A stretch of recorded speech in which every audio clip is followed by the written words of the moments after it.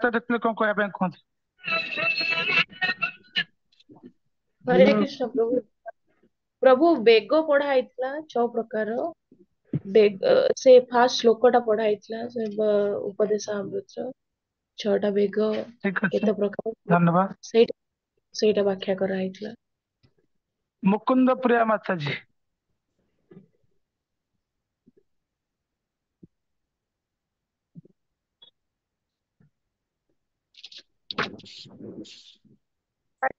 हरे कृष्ण प्रभु जी। सादर ଆମର ଏଇ ବେଗ ଯୋଉ 6 ପ୍ରକାରର ବେଗ ଆମର ପଢା ହେଇଥିଲା ମାନେ ବାକ୍ ବେଗ, ମନ ବେଗ, ତାପରେ ଯୋଉ ଆପଣଙ୍କ କ୍ରୋଧ, ଜିହ୍ବା ଆଉ ଉଦର ଜନେନ୍ଦ୍ରିୟ, ଏଇ ଛଅ ଗୋଟେ ପଢା ହେଇଥିଲା। ଆପଣ କହିଥିଲେ ଯୋଉ ବାକ୍ ବେଗ କେମିତି ମନ ଇଏଟାକୁ ଶାନ୍ତ କରିକି ରଖିବ, ସେଇଟା ମନର ବେଗଟାକୁ କେମିତି ମାନେ ମନଟା ବହୁତ ଚଞ୍ଚଳ ତ ଅସ୍ଥିର ବହୁତ, ତେଣୁ ମନ କେମିତି ଇଏ କରିକି ठीक अच्छे ରଖିବା। धन्यवाद। ଆଜ୍ଞା श्यामा राशेश्वरी माता जी। आज्ञा प्रभु जी। हरे कृष्ण प्रभु जी, दंडवत प्रणाम।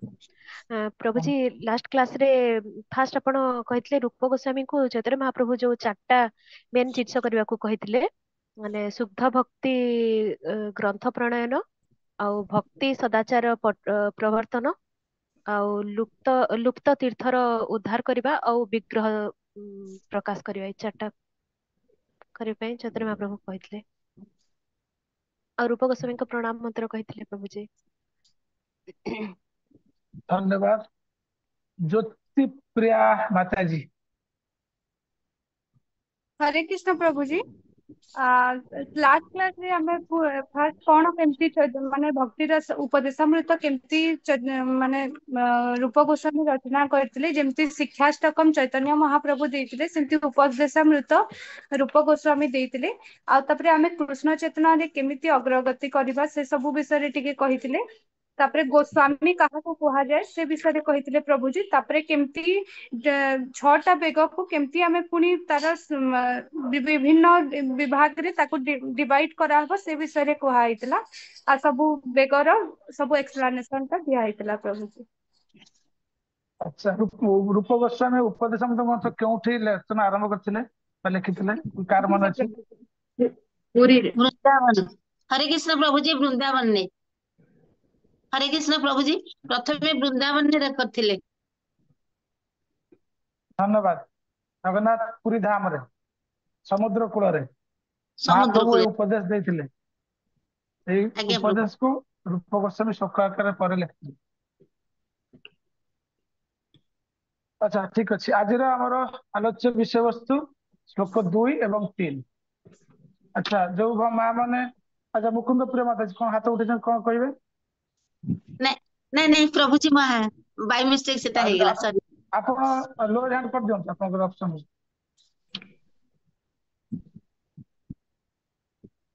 आम गत क्लास रे उपदेशामृतम ग्रंथर परिचय और रूप गोस्वामी संक्षिप्त परिचय पाइथिले एवं प्रकृत प्रायश्चित कौन किए कहि परिबो?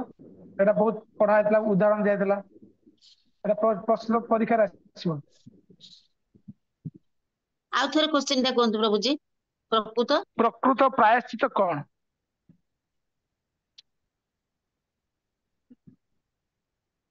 जो बेग विषय पढ़िया पूर्व जो विषय वस्तु आसला षष्ठ स्कंद भागवतम परीक्षित मार्ग प्रश्न प्रायश्चित करवा प्रकृत प्रायश्चित कौन किए कहि कार मन अच्छी?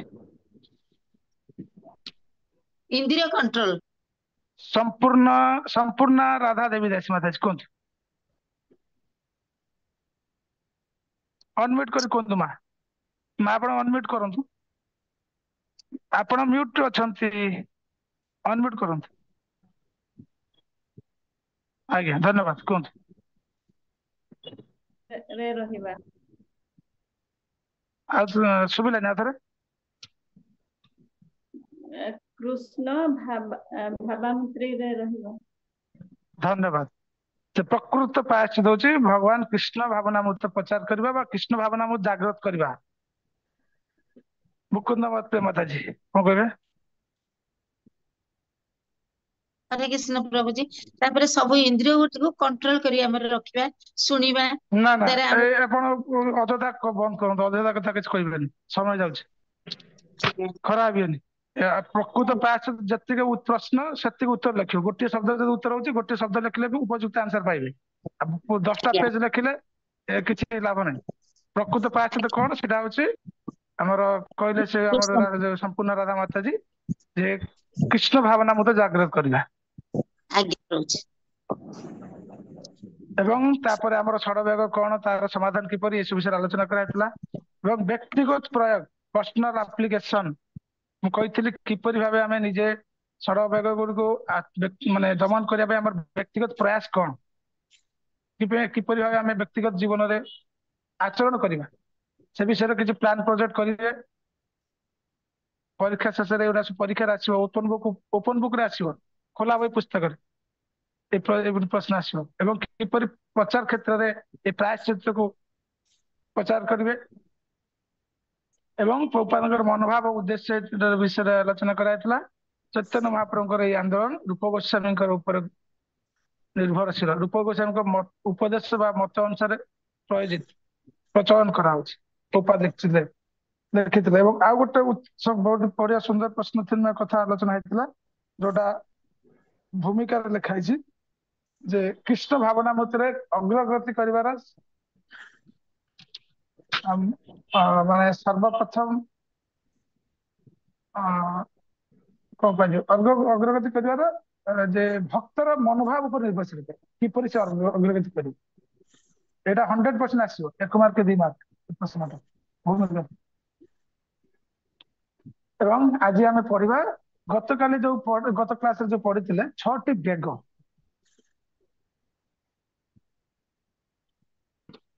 ଯୋଉଟା ଭକ୍ତିର ବାଧା। ଆଜି ପଢିବା 6ଟି ପ୍ରତିକୂଳ ବିଷୟ ଏବଂ 6ଟି ଅନୁକୂଳ ବିଷୟ। 2 ନମ୍ବର ଶ୍ଲୋକରେ 6ଟି ପ୍ରତିକୂଳ ବିଷୟରେ ଆଲୋଚନା କରାଯାଇଛି। 3 ନମ୍ବର ଶ୍ଲୋକରେ 6ଟି ଅନୁକୂଳ ବିଷୟରେ ଆଲୋଚନା କରାଯାଇଛି। 2 ନମ୍ବର ଶ୍ଲୋକ ଜଣେ ପାଠ କରନ୍ତୁ ଏବଂ ଆଉ ଜଣେ ଭକ୍ତ ଅନୁବାଦ ପାଠ କରନ୍ତୁ।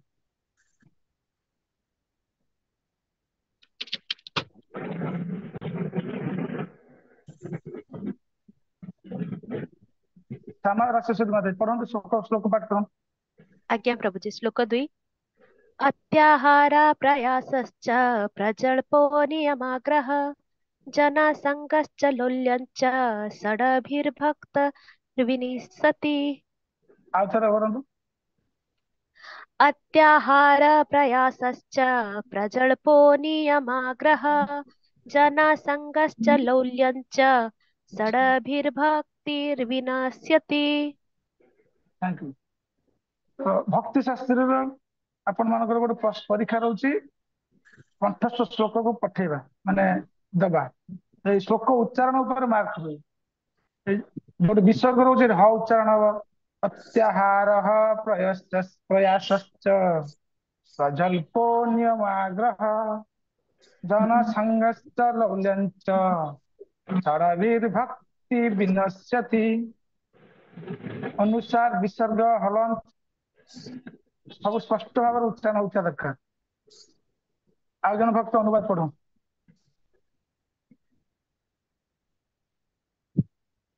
ଜ୍ୟୋତିପ୍ରିୟା ମତେ ପଢ। श्लोक 2। अत्याहार प्रयासश्च प्रजल्पो नियमाग्रह जनसङ्गश्च लोलञ्च षडभिर्भक्तिर्विनश्यति। ଧନ୍ୟବାଦ। ଅନୁବାଦ ପଢ। କୌଣସି ବ୍ୟକ୍ତି ନିମ୍ନଲିଖିତ 6ଗୋଟି କାର୍ଯ୍ୟରେ ଜଡ଼ିତ ହେଲେ ତାର ଭକ୍ତି ବିନାଶ ପ୍ରାପ୍ତ ହୁଏ। ଆବଶ୍ୟକତା ଠାରୁ ଅଧିକ ଭୋଜନ କରିବା ବା ଆବଶ୍ୟକତା ଠାରୁ ଅଧିକ ପାଣ୍ଠି ସଂଗ୍ରହ କରିବା, ଯେଉଁ ପାର୍ଥବ ଜିନିଷ ପାଇବା କଷ୍ଟକର ସେଥିଲାଗି ଅତ୍ୟଧିକ ଉଦ୍ୟମ କରିବା, ସାଂସାରିକ ବିଷୟବସ୍ତୁ ଉପରେ ଅନାବଶ୍ୟକ ଗପ କରିବା, ଆଧ୍ୟାତ୍ମିକ ଉନ୍ନତିର ଉଦ୍ଦେଶ୍ୟ ନଥାଇ କେବଳ ନାମକୁ ମାତ୍ର ଶାସ୍ତ୍ରଗତ ବିଧିବିଧାନରେ ଅନୁସରଣ ଅଭ୍ୟାସ କରିବା କିମ୍ବା ଶାସ୍ତ୍ରଗତ ବିଧିବିଧାନ ପ୍ରତ୍ୟାଖ୍ୟାନ କରି ସ୍ୱତନ୍ତ୍ର ଭାବରେ ବା ଖିୟାଲ ଅନୁସାରେ କାମ କରିବା। 5 କୃଷ୍ଣ ଚେତନାରେ ଆଗ୍ରହୀ ନଥିବା ସଂସାରୀ ଲୋକମାନଙ୍କ ସହିତ ସଂଘର୍ଷ ରଖିବା ଏବଂ ପାଠବ ସଫଳତା ଲାଗି ଲୋଭାଗ୍ରସ୍ତ ହେବା। ଧନ୍ୟବାଦ। ଏଇ ଯୋଉ 6ଟି ଜିନିଷ ଆମର ଭକ୍ତିରେ ଅଗ୍ରଗତି ବା ସଫଳତା ପାଇଁ ବାଧା। ତ ସେଥିମଧ୍ୟରୁ ପ୍ରଥମରେ କହୁଛନ୍ତି ଅତ୍ୟାହାର। ଅତ୍ୟାହାର ମାନେ କିଏ କହିପାରିବ କଣ ବୁଝୁଛ? ତ୍ୟାଗ କରିବା। ଅତ୍ୟାହାର ମାନେ ତ୍ୟାଗ କରିବା। ପ୍ରତ୍ୟାହାର ଅଧିକ ଏଇଠି ଶବ୍ଦ ମାନେ ବଦଳରେ ପ୍ରଭୁପାଦ ପୁରା ଲେଖିଛନ୍ତି ସ୍ପଷ୍ଟ ଭାବରେ ଅତିରିକ୍ତ ଭୋଜନ ବା ଅଧିକା କିଛି। ଅତି ଆହାର ଅତ୍ୟାହାର ଅତିରିକ୍ତ ଭୋଜନ। ଦେଖନ୍ତୁ ପ୍ରଭୁଜୀ ଭାବାର୍ଥରେ ହଁ କୁହନ୍ତୁ। ପ୍ରଭୁଜୀ କହୁଥିଲେ ଅତ୍ୟାହାର ମାନେ ଅତି ଆହାର, ଅତ୍ୟଧିକ ଭୋଜନ କରିବା। ହଁ ବହୁତ ସୁନ୍ଦର। ଏଇଠି ଯଦିଓ ମୁଖ୍ୟ ପ୍ରସଙ୍ଗ ରହୁଛି ଭୋଜନକୁ ପ୍ରାଧାନ୍ୟ ଦିଆଯାଇଛି, କିନ୍ତୁ ଖାଲି ଭୋଜନ ନୁହଁ, ପ୍ରତ୍ୟେକ ଇନ୍ଦ୍ରିୟର ବିଷୟବସ୍ତୁକୁ ଭୋଗ କରିବା। ଅତ୍ୟାହାର ମାନେ ପ୍ରତ୍ୟେକ ଇନ୍ଦ୍ରିୟର ବିଷୟବସ୍ତୁକୁ ମାନେ ପ୍ରୟୋଜନ ଠାରୁ ଅଧିକ ଗ୍ରହଣ କରିବା ବା ଭୋଗ କରିବା। ଯେମିତି କି ଖାଲି ଖାଇବା ନୁହଁ, ଏଇଟା ମାନେ ସିମ୍ପଲ ଭାବରେ ବୁଝିବାକୁ ଲେଖା ହେଇଛି ଯେ ଅତିରିକ୍ତ ଭୋଜନ ଯେମିତି କି କହିବା ଆମର ଯେତିକି ଆବଶ୍ୟକ ସେତିକି କଥା କହିବା ପ୍ରয়োଜନ। ଯଦି ଅଧିକା କହିବା ଲୋକ କହନ୍ତିନି ଏ କାଉ ଭଳିଆ ରାଉରା ହଉଛି। এইটা ବି ଅତ୍ୟାହାର, ବାକ୍ ଶକ୍ତିର ଅତ୍ୟାହାର। ଯେମିତି ଟିଭି ଦେଖିବା, ଏଟା ଚକ୍ଷୁର ଅତ୍ୟାହାର, ସୁନ୍ଦର ରୂପ ଦେଖିବା ପାଇଁ ଏଣ୍ଟରଟେନମେଣ୍ଟ। ନାକ ସୁଗନ୍ଧ ମାନେ ନାସା ସୁଗନ୍ଧ ଗ୍ରହଣ କରିବା ପାଇଁ ଚାହୁଁଛି। କର୍ଣ୍ଣ ଫିଲ୍ମ ଗୀତ ଶୁଣିବା ପାଇଁ ଚାହୁଁଛି, ମେଲୋଡି ଶୁଣିବା ପାଇଁ ଚାହୁଁଛି। ସକାଳୁ ସକାଳୁ ଉଠିକି ନ୍ୟୁଜ ପେପର ପଢିବା, ଏସବୁ ଆସିବ। ଏସବୁ ବିଷୟ ପ୍ରତ୍ୟେକ ବିଷୟବସ୍ତୁ ଦ୍ଵାରା, ପ୍ରତ୍ୟେକ ଇନ୍ଦ୍ରିୟ ଦ୍ଵାରା ଇନ୍ଦ୍ରିୟ ଏବଂ ବିଷୟବସ୍ତୁକୁ ଯଥାଯଥ ଠାରୁ ଅଧିକା ଗ୍ରହଣ କରିବା ହଉଛି ଅତ୍ୟାହାର। ଏବେ ବୁଝିପାରିଲେ? ପ୍ରତ୍ୟେକ ଇନ୍ଦ୍ରିୟ, ଆମର ଯୋଉ 5ଟି କର୍ମେନ୍ଦ୍ରିୟ, 5ଟି ଜ୍ଞାନେନ୍ଦ୍ରିୟ, ବିଶେଷ କରି କର୍ମେନ୍ଦ୍ରିୟ, 5ଟି କର୍ମେନ୍ଦ୍ରିୟର ବିଷୟବସ୍ତୁ, ଚକ୍ଷୁ ଦର୍ଶନ କରିବ, ନାସା ଗନ୍ଧ ଆଘ୍ରାଣ କରିବ, ଜୁଆ ପ୍ରସାଦ ପାଇବ ବା କଥା କହିବ, ଏବଂ ଚର୍ମ ସ୍ପର୍ଶ ସୁଖ ଚାହିଁବ। ଏଇପରି ପ୍ରତ୍ୟେକ ଇନ୍ଦ୍ରିୟ ବିଷୟବସ୍ତୁକୁ ଯେତିକି ଦରକାର ତାଠୁ ଅଧିକା ଗ୍ରହଣ କରିବା ହଉଛି ଅତ୍ୟାହାର। ଏଇ ଅତ୍ୟାହାର ପାଇଁ ଆମର ଭକ୍ତିବିନୋଦ ଠାକୁର ଗୋଟେ ସୁନ୍ଦର ଭଜନ ଆକାରରେ ବୁଝେଇଛନ୍ତି।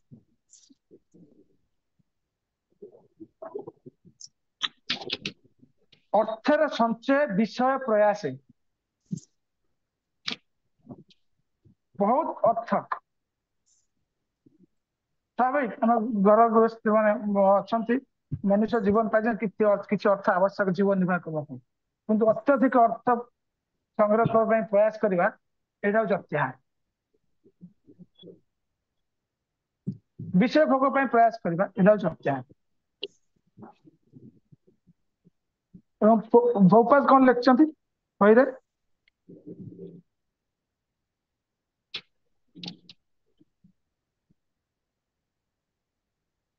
ପ୍ରଥମ ପାରାଗ୍ରାଫ ଜଣେ ପଢନ୍ତୁ।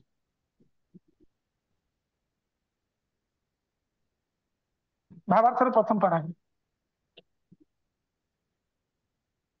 ସରଳ ଜୀବନ ଯାପନ ଓ ଉଚ୍ଚ ଚିନ୍ତା କରିବା ଲାଗି ମନୁଷ୍ୟ ଜୀବନ ଉଦ୍ଦିଷ୍ଟ ଅଟେ। ସମସ୍ତ ବଦ୍ଧ ଜୀବ ଭଗବାନଙ୍କର ତୃତୀୟ ଶକ୍ତିର ନିୟନ୍ତ୍ରଣାଧୀନ ହୋଇଥିବାରୁ ଏ ଜଗତ ଏପରି ଭାବରେ ଗଠିତ ହୋଇଛି, ଯାହା ଫଳରେ ପ୍ରତ୍ୟେକ ବ୍ୟକ୍ତି କାର୍ଯ୍ୟ କରିବାକୁ ବାଧ୍ୟ ଅଟେ। ପରମ ପୁରୁଷ ଭଗବାନଙ୍କର 3ଗୋଟି ମୂଳ ଶକ୍ତି ରହିଛି। ପ୍ରଥମଟିକୁ ଅନ୍ତରା ଶକ୍ତି, ଦ୍ୱିତୀୟଟିକୁ ତଟସ୍ଥ ଶକ୍ତି ଓ ତୃତୀୟଟିକୁ ବହିରା ଶକ୍ତି କୁହାଯାଏ। ବଦ୍ଧ ଜୀବଗଣ ତଟସ୍ଥ ଶକ୍ତିର ଅନ୍ତର୍ଭୁକ୍ତ ଏବଂ ସେମାନେ ଅନ୍ତରା ଶକ୍ତି ଓ ବହିରା ଶକ୍ତି ମଧ୍ୟରେ ଅବସ୍ଥିତ। ଜୀବାତ୍ମାଗଣ ବା ସୂକ୍ଷ୍ମ ଜୀବଗଣ ପରମ ପୁରୁଷ ଭଗବାନଙ୍କର ଚିରନ୍ତନ ଭୃତ୍ୟ ଭାବରେ ତାଙ୍କର ଅଧୀନସ୍ଥ ହୋଇଥିବାରୁ ହୁଏତ ଅନ୍ତରା ଶକ୍ତି ନଚେତ ବହିରା ଶକ୍ତି ଅଧୀନରେ ରହିବାକୁ ବାଧ୍ୟ। ଯେତେବେଳେ ସେମାନେ ଅନ୍ତରା ଶକ୍ତିର ନିୟନ୍ତ୍ରଣାଧୀନ ହୋଇଥାନ୍ତି ସେତେବେଳେ ସେମାନେ ସେମାନଙ୍କର ସ୍ୱାଭାବିକ ଦୈହିକ କାର୍ଯ୍ୟକଳାପ ପ୍ରଦର୍ଶନ କରନ୍ତି, ଅର୍ଥାତ୍ ଭଗବାନଙ୍କ ଭକ୍ତି ଯାଜନରେ ଅବିରତ ନିଯୁକ୍ତ ରହନ୍ତି। ଏହି କଥା ଭଗବତ ଗୀତାରେ ଉଲ୍ଲେଖ ରହିଛି। ମହାତ୍ମାନସ୍ତୁ ମାଂ ପାର୍ଥ ଦୈବୀଂ ପ୍ରକୃତିମ୍ ଆଶ୍ରିତା ଭଜନ୍ତି ଅନନ୍ୟ ମନସୋ ଜ୍ଞାତ୍ୱା ଭୂତାଦିମ୍ ଅବ୍ୟୟମ୍। ଧନ୍ୟବାଦ। ପ୍ରଭୁପାଦ କହୁଛନ୍ତି ସରଳ ଜୀବନ ଯାପନ ଏବଂ ଉଚ୍ଚ ଚିନ୍ତା କରିବା ଲାଗି ମନୁଷ୍ୟ ଜୀବନ ଉଦ୍ଦିଷ୍ଟ। ସିମ୍ପଲ ଲିଭିଂ ହାଇ ଥିଙ୍କିଂ, ଏଟା ଇସ୍କନର ଫେମସ ମାନେ କୋଟେସନ। ପ୍ରଭୁପାଦ ସରଳ ଜୀବନ ଯାପନ ଏବଂ ଉଚ୍ଚ ଚିନ୍ତାଧାରା, ଏଟା କେତେବେଳେ ହବ? ଯେତେବେଳେ ଇନ୍ଦ୍ରିୟର ଭୋଗ୍ୟ ବିଷୟବସ୍ତୁ ପ୍ରତି ଆମର ଆଗ୍ରହ କମିବ।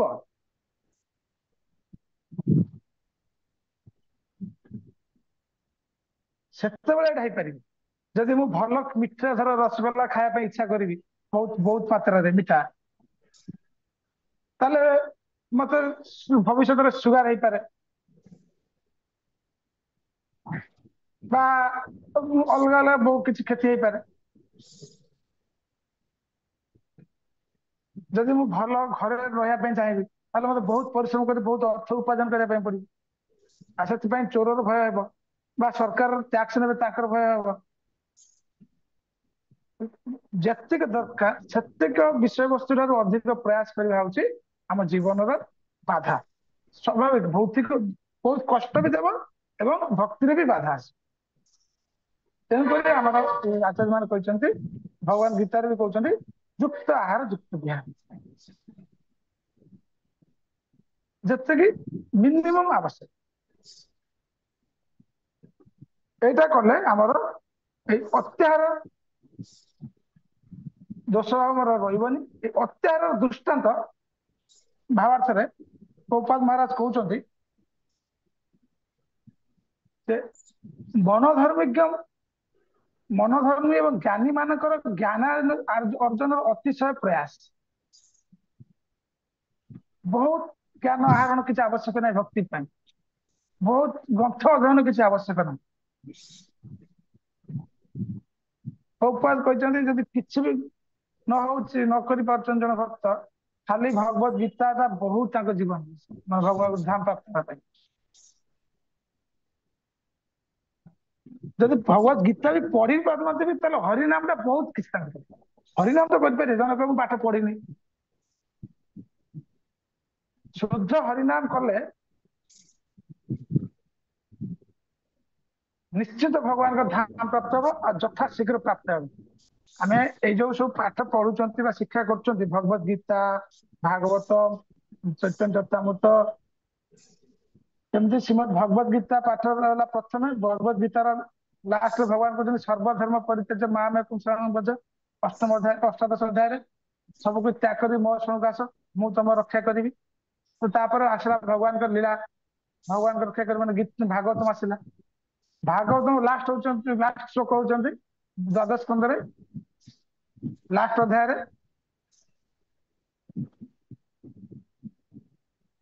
ଭଗବାନଙ୍କର ନାମ, ହରିନାମ। ଏତେ ସବୁ ଭଗବାନଙ୍କର ଲୀଳା କୀର୍ତ୍ତନ ଶ୍ରବଣର ମୂଳ ଲକ୍ଷ୍ୟ ହଉଛି ଶୁଦ୍ଧ ହରିନାମ କରିବ। ଏବଂ ଚୈତନ୍ୟ ଚରିତାମୃତରେ ମଧ୍ୟ ମହାପ୍ରଭୁ ସେ କଥା କହୁଛନ୍ତି କେତେବେଳେ ଏଇ ପ୍ରାୟଶ୍ଚିତ ବିଷୟରେ ମୁଁ ଗତ କ୍ଲାସରେ କହିବା ପାଇଁ ଭୁଲି ଯାଇଥିଲି ଯେ ଥରେ କଣ ହେଇଛି, ବୃନ୍ଦା ମାୟାପୁରରେ ନବଦ୍ୱୀପରେ ସୁବୁଦ୍ଧି ରାୟ ବୋଲି ଜଣେ ଚୈତନ୍ୟ ମହାପ୍ରଭୁ ପାର୍ଷଦ ଥିଲେ। ସେ ସେତେବେଳେ ଜଣେ ରାଜା ପୋଜିସନରେ ଥିଲେ। ତ ତାଙ୍କ ପାଖରେ ଜଣେ ମୁସଲିମ ଯୁବକ କାମ କରୁଛନ୍ତି। ତାଙ୍କର କୌଣସି ଭୁଲ କାରଣରୁ ସୁବୁଦ୍ଧି ରାୟ ତାଙ୍କୁ ଚାବୁକରେ ବାଡେଇଥିଲେ। ତାଙ୍କ ପିଠିରେ ଦାଗ ରହିଥିଲା। ସମୟର ପ୍ରଭାବ, ସମୟ ତ ସବୁବେଳେ ଗୋଟିଏ ଜିନିଷ ଫିକ୍ସ ଜଗତରେ ପରିବର୍ତ୍ତନ। ଆଜି ଯିଏ ରାଜା କାଲି ସେ ଫକୀର, ଓଡିଆରେ କହନ୍ତି। ତ ସମୟ ଆସିଛି ସୁବୁଦ୍ଧି ରାୟଙ୍କ ପାଖରେ ଥିବା ଚାକର ମୁସଲମାନ ଜଣକ ସିଏ ନବାବ ହୁସେନ ପୋଜିସନରେ ବସିଛନ୍ତି, ମାନେ ନବାବ ହୁସେନଙ୍କର ପ୍ରତିନିଧି ବଡ ପୋଜିସନରେ ବସିଛନ୍ତି। ସିଏ ବିବାହ କରିଛନ୍ତି। କିଛି ଦିନ ପରେ ତାଙ୍କର ବିବାହ କରିଛନ୍ତି, ମାନେ ସ୍ୱାମୀ ସ୍ତ୍ରୀ ତ ପାଖାପାଖି ରହିବେ। तो ताके स्त्री देखी पिठिरे दागटा पचार हे स्वामी एटा कि दाग किमिति हला एते बड़ दाग ना एई दाग पई मु आज राजा है ये हूँ मो गुरुर कृपा से कौच ये चाबक माड़ पाई मुझे मनुष्य आज ये पोजिशन बसी ना किए मार्च ना सुबोध राय जे मोर गुरु शिक्षा गुरु जहाँ कटू ये सब विद्या शिखी शासन कर शिखी ना मु चाहूँ तार मृत्युदंड जे एते कष्ट तुमको दे स्त्री मैंने जो जिद्धि करे तो जगत कौन शक्ति ना जिति पारे शास्त्र स्त्री गोटे शब्द दिया अबला विशेषण स्त्री को अबला कह सब आलोचना कले बहुत लंबा टपिक हो अबला माने आमर शास्त्र रे जे सब विषय सब आलोचना करा प्रत्येक शब्द दुईटी मान गोटे हूँ माने जड़ जगत एमती भौतिक माने नॉर्मल माने शास्त्रीय माने आ गोटे हूँ सरस्वती अर्थ माँ सरस्वती कौन अर्थ कर तो प्रथम देखिले अबलार माने अ माने नहीं बल माने बल जार बल नहीं बलहीन नारी बलहीन अल्प बल बल नहीं किंतु अबलार सारस्वती अर्थ हूँ जहाँ को जय करने कहार बल नहीं सी हूँ अबला जिते कौन नारी रुठ हो माने जिद्दी धरी नब से कथा को कई स्वामी शाशु शशुर कई काटि भाई भौणी भाई कई परिवर्तन करते से नारी हूँ अबला तो सेमती जेहेतु स्त्री तो सी जिद्दी धरिले दंड देवाई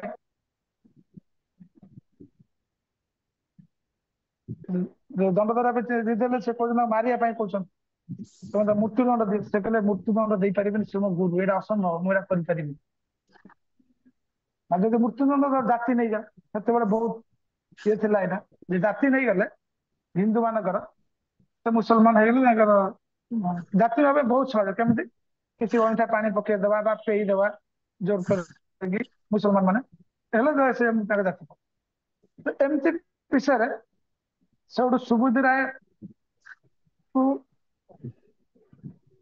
हुसैन खां कहते जदि मुझे जाति ने स्त्री कहते सी भी मरीजी आत्महत्या करदे मुझे कम कर ना स्त्री को करने पड़े मु चाहूँ एटा हम बाध्य से कौन कर अहिंठा पानी पकई जहाँफल नवद्वीप ब्राह्मण माने हिंदू माने ग्रहण कले प्रायश्चित करने पठेले मैंने कले सी नवद्वीप छाड़ी लोकलज्जा प्रथम बनारस आसते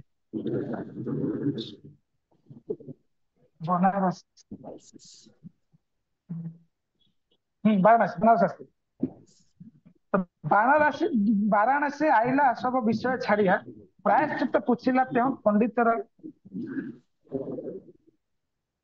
तबे सुबुद्धि राय से छद्म पाया वाराणसी आईला सब विषय छाड़िया सबकि घर द्वार छाड़ी वाराणसी पड़े आसले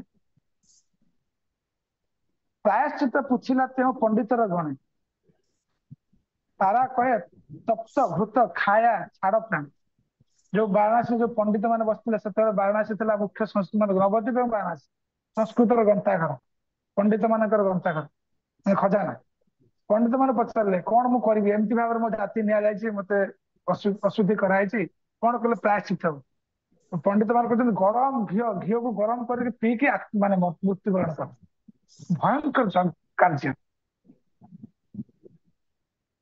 ये प्रायश्चित यहाँ के प्रकृत प्रायश्चित किस समय पर वाराणसी से महाप्रभु से साक्षात तबे जदि महाप्रभु वाराणसी आईला तारे मिले राय आपन वृत्तांत कहला महाप्रभु वाराणसी आईले सुबुद्धि राय साक्षात करके विषय कहले कहला पर महाप्रभु से कौन कहते प्रभु कहे यहाँ होते चाह वृंदावन निरंतर कर कृष्ण नाम संकीर्तन एक नामा भाषे तुम्हार पाप दोष जाबे आर नाम लैते कृष्ण चरण पाइबे आर कृष्ण नाम लैते कृष्ण स्थान स्थिति महापातकर यही प्रयास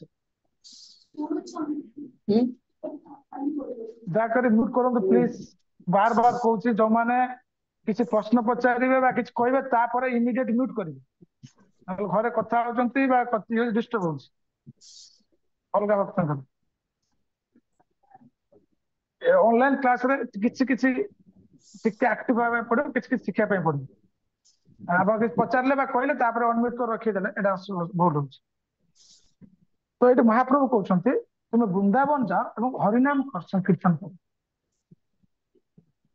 आम जो कथा आसला जो कथा प्रथम जो कथा आसला हरिनाम करना किसी न तो हरिनाम करें ना तो हरिनाम महत्व कौन कहते एक नामाभास तुम पाप दोष जाबे हरिनाम नो नामाभास नामाभास कौन जपर सूर्य उदय होची भोर भोर दिन है सूर्य देखा आमको आम कौन भोर हो गला आभास दिन आभास अंधकार दूर हो ठीक से भगवान नाम आभास पाया मात्र सब पाप छाड़ी पड़े कहते आर नाम लैते कृष्ण चरण पाइबे कोटिए जदि हरिनाम नल हरे कृष्ण कृष्ण कृष्ण हरे हरे हरे राम राम राम हरे हरे तो कृष्ण चरण पाइबे ए सन्देह ना महाप्रभु आशीर्वाद समस्त कहते आर कृष्ण नाम लैते कृष्ण स्थान स्थिति भगवान का स्थान माने भगवान का वृंदावन पुरी मथुरा मायापुर नवद्वीप धाम वास महापातकर यही प्रायश्चित जिते बड़ पापी हेले भी सब बड़ प्रायश्चित अच्छी कृष्ण चेतना जागृत करवा हरिनाम ग्रहण कर तो हरिनाम महत्व अच्छे यही कथा शुणु यही कथा तो हरिनाम कला माने समस्त सर्वसिद्धि मंगल साधन है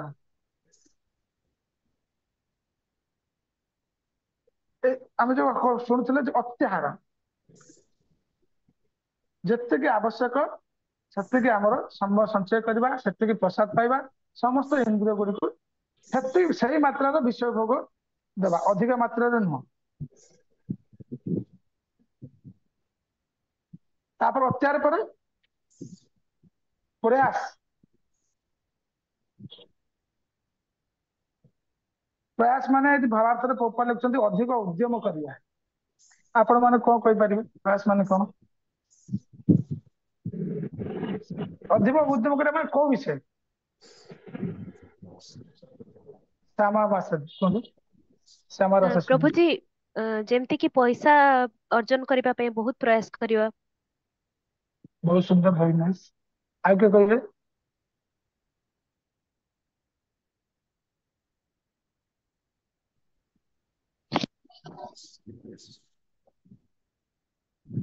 हरे कृष्ण प्रभु जी आज्ञा जमिति कि भगवान को पाया बहुत प्रयास करबा पड़िबो भजन कीर्तन साधु संग सेटा तो भजन में बाधा नुह आज्ञा भगवान पाया प्रयास करिया दरकार हाँ को प्रयास भक्त भक्ति रे बाधा एटा कह अच्छा से प्रयास माने एटा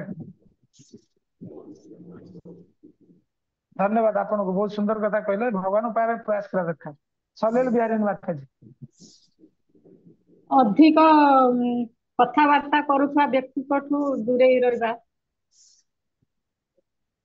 माने अधिक कथाबार्ता करियाटा होता प्रयास अधिक माने प्रयास ठीक अछि मुकुंद प्रिय माता जी हरे कृष्ण प्रभु जी माने सबुथरे लिमिट भीतर रहिबा बेस चेष्टा करिया प्रयास करिया को जेमती माने जोटा कि भलो हबो हमर सेटा ही चेष्टा करिया जो काम जेमती कि भगवान दिगरे जो भक्ति दिगरे आगे सेटा प्रयास करिया चेष्टा कर माने सेटा को चेष्टा करिया ठीक अच्छे समस्त धन्यवाद बहुत सुंदर सुंदर पॉइंट कहले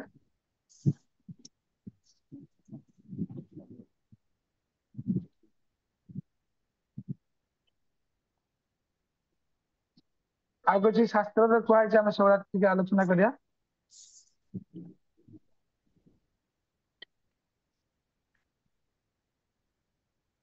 हाँ अत्याहार विषय अर्थनैतिक उन्नति जन्म उन्नति हरिविमुख कर्मी मान सहित ବହୁ ଗ୍ରନ୍ଥ ରଚନା जो अर्थनैतिक उन्नति हरि विमुख कर्मी मानकर बहुत ग्रंथ रचना होची अत्याहार वैज्ञानिक मानकर अधिक ज्ञानर प्रयास होची अत्याहार एवं कृष्ण विमुख भोगी मानकर समस्त प्रचेष्टा होची अत्याहार जड़ जगत लोक भगवान को बिना तो निजर भोग पाई करछन ना भल घर पाइबे भल स्त्री पाइबे भल गाड़ी पाइबे भल गाड़ी चढ़िबे एसु ताकर कोन एसु अत्याहार तापर आस प्रयास प्रयास पे कहते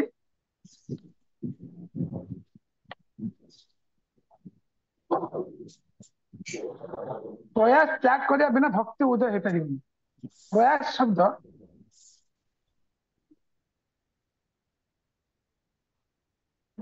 परिश्रम को माने व्यक्त कर बुझाऊँ प्रयास माने किसी करने चेष्टा करिया परिश्रम कर भगवान को चरण रे शुद्ध भक्ति बिना अन्य कौन सी वस्तु प्रति प्रयास करबा होची भजन रे बाधा भगवान को शुद्ध भक्ति बिना आ जहाँ किसी प्रयास करने पे हम प्रयास करें जहाँ किसी पाइबा पे हम प्रयास करबा सेटा होची परमार्थ बिन कार्य ना परमार्थ नहीं बा भगवान को चरण रे शरणागति बा शरणागति एवं अनुगत्य बिना आम जेकोसी अन्य सब लक्षण से सब भक्तिर बाधा बा से सब प्रयास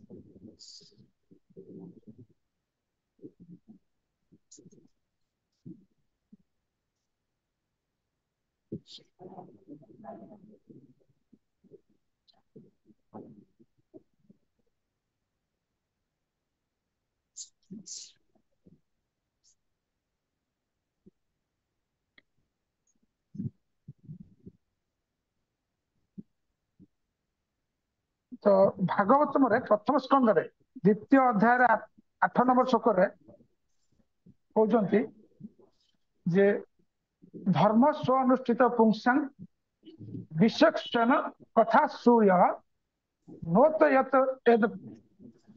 यदि रति श्रम एवं केवल जे भगवान को बिना आउ जहाँ किसी पाया पे हमें प्रयास करबा सेटा केवल मात्र श्रम परिश्रम अथवा किछि मूल्य नहीं तेणुकर भगवान ए विश्वक्षण कृष्ण भगवान को प्राप्त होगा आम प्रयास कर दरकार जमी माँ कहले जे भगवान को पाया आमको प्रयास करने पड़ो जहा द्वारा आमको खूब शीघ्र वासुदेव भगवती भक्ति जोग प्रायोजित जनयत्यासु वैराग्य ज्ञान जत अहितुकम तृतीय स्कंद 32 अध्याय कपिल देव भगवान कहते माँ देवती को शिक्षा दूसरी भगवान वासुदेव के प्रति भक्ति जगत अग्रगति करने प्रयास करवा जीवन प्रकृत प्रयास जीवन प्रकृत लक्ष्य जहाँ द्वारा अहितुकी अप्रत्यता भक्ति जागरण कर भगवत यही जड़ जगत उद्धार पाइब भगवत चरणारविंद नित्य सेवार नियुक्त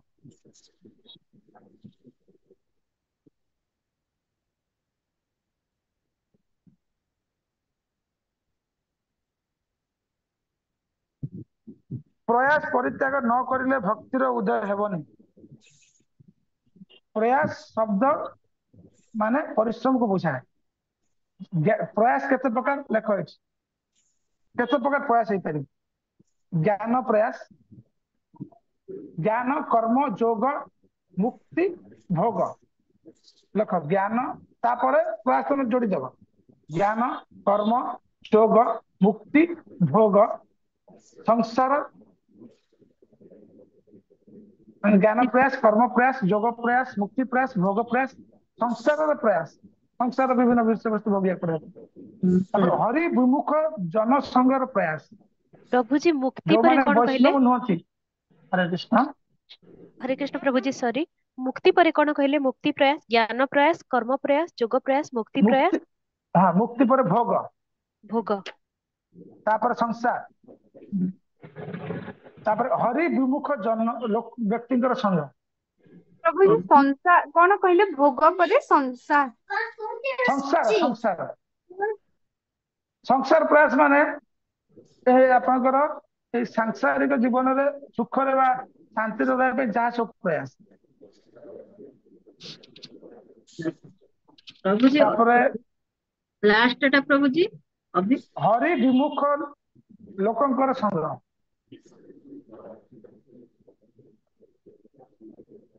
ଏଇ ସମସ୍ତ ପ୍ରୟାସ ଗୁଡିକୁ ନାମ ଆଶ୍ରିତ ସାଧକଙ୍କର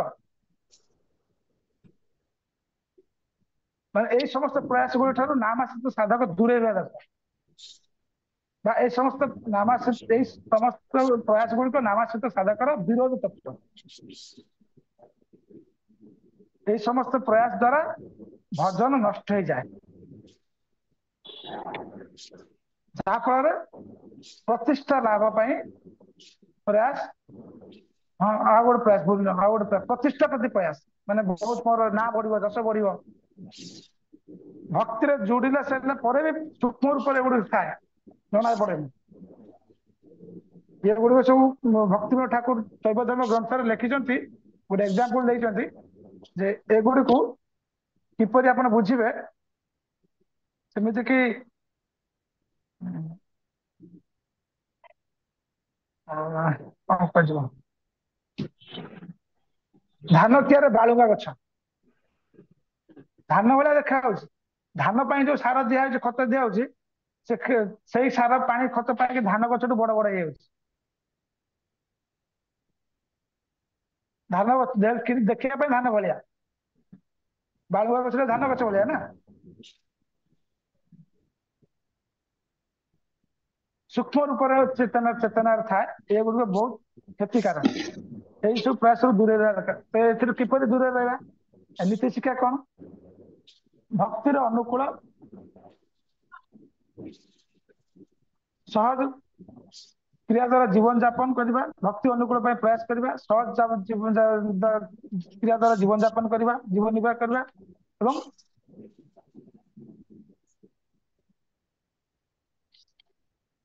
ପୂର୍ବ ଆଚାର୍ଯ୍ୟ ସାଧୁ ଗୁରୁ ବୈଷ୍ଣବର ସମ୍ବନ୍ଧିତ ବା ଲିଖିତ ଗ୍ରନ୍ଥ ଆଦି ପାଠ କରିବା ବା ତା ହରି କଥା ଶ୍ରବଣ କରିବା ଏବଂ ହରିନାମ ସ୍ମରଣ କୀର୍ତ୍ତନ କରିବା।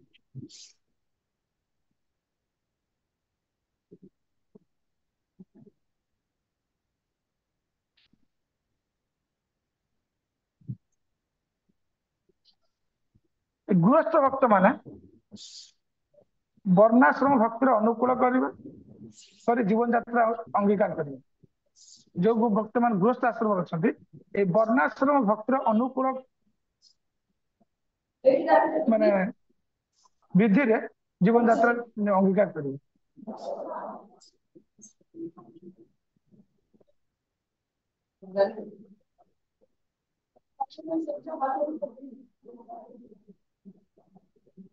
ଏବଂ ଯଥାଯୁକ୍ତ ଯେତିକି ଆବଶ୍ୟକ ସଞ୍ଚୟ କରିବା ଏବଂ ଉପାର୍ଜନ କରିବା ଏବଂ ହରିଭକ୍ତ ମାନଙ୍କର ହରି ଭଜନ ଏବଂ ସେମାନଙ୍କ ଜୀବନର ଏକମାତ୍ର ଉଦ୍ଦେଶ୍ୟ ହେବା ଦରକାର। ଏହା ଦ୍ୱାରା ସର୍ବଦା ଏଇ ସବୁ କଥା ସର୍ବଦା ସ୍ମରଣ କରିଲେ ଏବଂ ଚଳିଲେ କେବେ ବି ଭବିଷ୍ୟତରେ ପ୍ରମାଦରେ ବା ଦୁଃଖରେ ପଡିବେ ନାହିଁ। ଏ ହଉଛି ନୀତି ଶିକ୍ଷା ଭକ୍ତିବିନୋଦ ଠାକୁରଙ୍କୁ। ଏବଂ ଗୃହ ତ୍ୟାଗୀ ବ୍ରହ୍ମଚାରୀ ବା ସନ୍ନ୍ୟାସ ଏମାନଙ୍କ ପାଇଁ କହୁଛନ୍ତି ସଞ୍ଚୟ ନାମ କେବେ ଗ୍ରହଣ ମାନେ ମନରେ ଆସିବନି। ବେଳେ ବେଳେ ଦେଖିଥିବେ ପ୍ରସାଦ ପାଇଥିବେ ଭକ୍ତ ମାନେ ପ୍ରସାଦ ପାଇଲା ବେଳେ ଆଉ ଥରେ ଟିଫିନରେ ପୁଣି ସନ୍ଧ୍ୟା ପାଇଁ ନେଉଛି ବ୍ରହ୍ମଚାରୀ ବା ସନ୍ନ୍ୟାସୀ। ସନ୍ନ୍ୟାସ ଦେଖାଯାଏନି ଆମ ସନ୍ନ୍ୟାସ ମାନେ ତ ଖାଇବାକୁ ଆସନ୍ତିନି ସମସ୍ତେ ରୁମରେ ଖାଆନ୍ତି ପ୍ରାୟ। ସେ ବେଳେ ବେଳେ ପ୍ରସାଦ ପାଇବେ ଆଉ କିଛି ଭଲ ପ୍ରସାଦ ହେଇଛି ଟିଫିନରେ ରଖିଦେବେ। ଏଇ ଯୋଉ ସଞ୍ଚୟ ଲକ୍ଷଣଟା ସେ ବ୍ରହ୍ମଚାରୀ ପାଇଁ ଭବିଷ୍ୟତ ପାଇଁ ଭଲ ନୁହେଁ। ଏଇ ବିଷୟରେ ବହୁତ ସୁନ୍ଦର ବିଷୟବସ୍ତୁ ମନେ ପଡୁଛି ଯେ କହିଲେ ବହୁତ ଲେଟ୍ ହବ ତଥାପି କହିବାକୁ ଚେଷ୍ଟା କରୁଛି ଯେ ଚୈତନ୍ୟ ମହାପ୍ରଭୁଙ୍କର ଜଣେ ପ୍ରିୟ ପାର୍ଷଦ ଥିଲେ ଗୋବିନ୍ଦ ଘୋଷ। ସେ ବ୍ରହ୍ମଚାରୀ ଥିଲେ। ଚୈତନ୍ୟ ମହାପ୍ରଭୁ ସନ୍ନ୍ୟାସ ନେବା ପରେ ନବଦ୍ୱୀପରୁ ପୁରୀ ଆସିଥିଲେ ପୁରୀରୁ ପୁଣି ବୃନ୍ଦାବନ ଯାଇଥିଲେ ନବଦ୍ୱୀପ ଯାଇଥିଲେ। ଗଲା ଭିତରେ ଗୋବିନ୍ଦ ଘୋଷ ତାଙ୍କ ପାଖରେ ସେବକ ରୂପେ ଥିଲେ ଆସିଷ୍ଟାଣ୍ଟ ଭାବରେ। ତ ମହାପ୍ରଭୁ ଥରେ ପ୍ରସାଦ ପାଇଲା ପରେ ହରିତକି ବଙ୍ଗଳାରେ କହିଲେ ହରିତକି ଓଡିଆରେ କହିଲେ ହରିଡା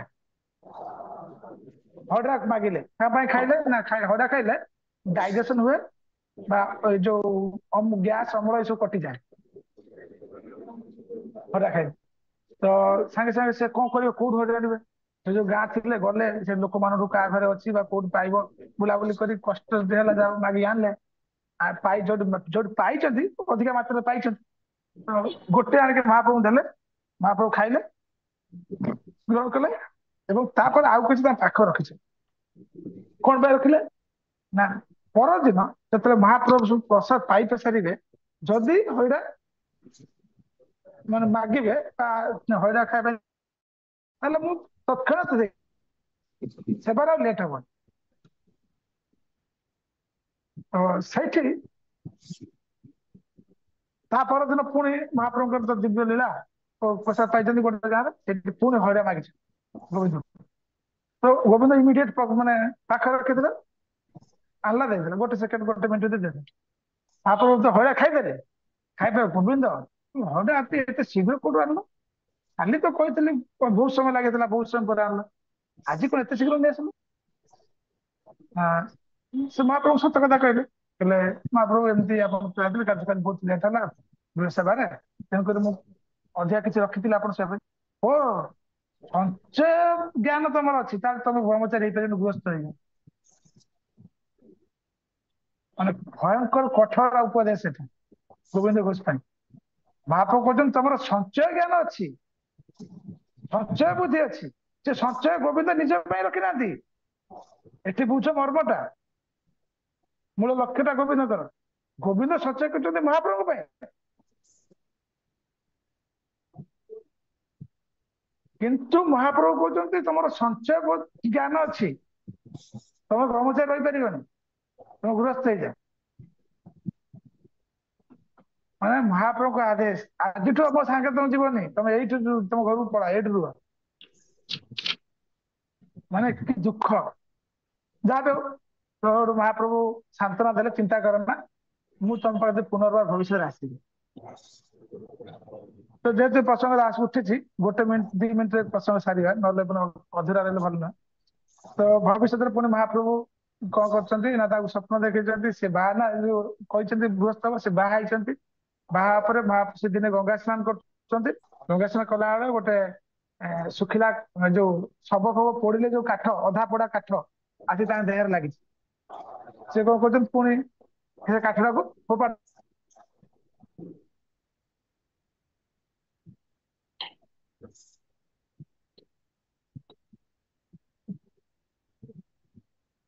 हरे कृष्ण प्रभुजी किसी शुभुनी म्यूट ହେଇଯାଇଛି ପ୍ରଭୁଜୀ ବୋଧେ म्यूट ହେଇଯାଇଛି ନାଇଁ म्यूट ତ ନାହାନ୍ତି ନେଟୱାର୍କ ପଳେଇ ଯାଇଥିବ କଲ୍ ପଳେଇ ଆସିଥିବ ହରିବ ଆଜ୍ଞା ଆଜ୍ଞା ପ୍ରଭୁଜି ଏବେ ଶୁଭିଲା ଆଚ୍ଛା ଠିକ ଅଛି ବହୁତ ନେଟୱାର୍କ ସମସ୍ୟା ରହିଲା ସେଇଠି ସେ ସ୍ୱପ୍ନ ଦେଖିଛନ୍ତି ଯେ ମହାପ୍ରଭୁ କହୁଛନ୍ତି ମୁଁ ନିଜେ ଆସିବା ପାଇଁ ଚାହୁଁଛି ତୁମେ ମତେ କଣ ପାଇଁ ଠେଲିକି ଦୂର ମାନେ ବିଦା କରିଦଉଛ ଦୂରେ ଦଉଛ ବିଦା କରିଦଉଛ ତ ସେ ମୁଁ ନିଜେ ତମେ ତାକୁ ଆଣ କୃଷ୍ଣ କହୁଛନ୍ତି ଆଣିକି ଗୋପୀନାଥ ତିଆରି କର କୃଷ୍ଣ ବିଗ୍ରହ ତିଆରି କର ତ ସେଇଥିରେ ବିଗ୍ରହ ତିଆରି କରୁଛନ୍ତି ତା ପରଦିନ ଆଣିକି ତ ଗୋପୀନାଥ ତିଆରି କରୁଛନ୍ତି ତାପରେ କିଛି ଦିନ ପରେ ତାଙ୍କର ଗୋଟେ ପୁତ୍ର ସନ୍ତାନ ହଉଛି ଏବଂ ଅଳ୍ପ କିଛି ଦିନ ପରେ ମାତାଜୀ ତାଙ୍କର ମାତାଜୀ ଶରତ୍ୟାଗ କରୁଛନ୍ତି ମାତାଜୀ ଶରତ୍ୟାଗ କଲା ପରେ ବହୁତ ଦୁଃଖ ଲାଗୁଛି ତାଙ୍କୁ ଏବଂ ତାପରେ କିଛି ଦିନ ପରେ ପୁତ୍ର ବି ଶରତ୍ୟାଗ କରୁଛନ୍ତି ତାପରେ ଗୋବିନ୍ଦ ଘୋଷ ଠାକୁରଙ୍କ ବହୁତ ଗାଳି ଭର୍ତ୍ସନା କରିଛନ୍ତି ସଖ୍ୟ ଭାବରେ ବା ମାଧୁର୍ଯ୍ୟ ଭାବରେ ଯେ ମତେ ଗୃହସ୍ଥ କରେଇଲୁ ପୁଣି ଯଦି ଗୃହସ୍ଥ କରେଇଲୁ ପୁଣି ମୋ ପୁଅ କରିଲା ପୁଅକୁ ମାରିଲୁ ସ୍ତ୍ରୀ କି ମାରିଲୁ ମତେ ଏତେ ଯଦି ହଟ ବଦନାମ କରିଦେଲ ଏସବୁ କରିବା ମୋର ଲକ୍ଷ୍ୟ କଣ ପାଇଁ ଏମିତି କରୁଛି ଗୃହସ୍ଥ ଆଶ୍ରମ ହେଲା ମାନେ ମୋର ପିଣ୍ଡଦାନ କିଏ କରିବ ମୋ ପୁଅ ବି ନାହିଁ ବହୁତ ପ୍ରକାର ଭର୍ତ୍ସନା କରିଛନ୍ତି ମାଧୁର୍ଯ୍ୟ ଭାବରେ ବା ସଖ୍ୟ ଭାବରେ ତାପରେ ଗୋପୀନାଥ କହିଛନ୍ତି ମୁଁ ତମର ସାଧତା ପିଣ୍ଡଦାନ କରୁ ଏବଂ ବର୍ତ୍ତମାନ ଏବେ ବି ସେ ଗ୍ରାମରେ ଗାଁ ନାଁଟା ମୋର ମନେ ପଡୁନି ଯେ ଏଇ ଯୋଉ ହଁ ସରି ଅଗ୍ରଦୀପ ସେ ଏରିଆ ନା ଅଗ୍ରଦୀପ ନବଦ୍ୱୀପରୁ ବେଶୀ ଦୂର ନୁହଁ 2 ଘଣ୍ଟା ରାସ୍ତା घंटे 2 घंटा गंगाରେ ଗଲେ ଘंटे 1.5 ଘंटा ରାସ୍ତା। କାଟୁଆ ଯିବେ ଟ୍ରେନରେ, କାଟୁଆରୁ ପୁଣି ଅଗ୍ରଦୀପ ଯିବେ। ତ ଏବେ ବି ପ୍ରତ୍ୟେକ ବର୍ଷ ସେଇଟା ହଉଛି ବଡ ଫେଷ୍ଟିଭାଲ ଗୋବିନ୍ଦ ଘୋଷ ତୀରଭାର। ଗୋପୀନାଥ ମନ୍ଦିରରୁ ବାହାରିବେ, ଧଳା ଲୁଗା ପିନ୍ଧିବେ, ଯେମିତି ପିତା ମାତାଙ୍କର ଶ୍ରାଦ୍ଧ ପିଣ୍ଡ ଦିଅନ୍ତି ପୁଅ ମାନେ। ଗୋପୀନାଥ ଆସିବେ ମନ୍ଦିରରୁ ବାହାରିକି ଗୋବିନ୍ଦ ଘୋଷ ସମାଧିକି। ସମାଧିରେ ପଣ୍ଡିତ ପିଣ୍ଡ କ୍ରିୟା କରିବ, ଗୋପୀନାଥ ବିଗ୍ରହ ବସିବେ। ତ ଇଏ ହଉଛି ଆମ ପରମ୍ପରା। ଠାକୁର ଭକ୍ତ ପାଇଁ ପୁଅ ହେଇକି ଶ୍ରାଦ୍ଧ ଦଉଛନ୍ତି।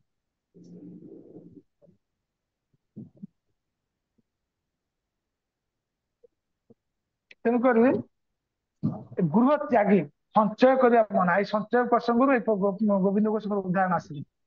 ହରିଡ଼ା ସଞ୍ଚୟ କରିବେ, ପ୍ରତ୍ୟେକ ଦିନ ଭିକ୍ଷା କରି ଶରୀର ଯାତ୍ରା ନିର୍ବାହ କରିବେ, ସଞ୍ଚୟ କରିବେ।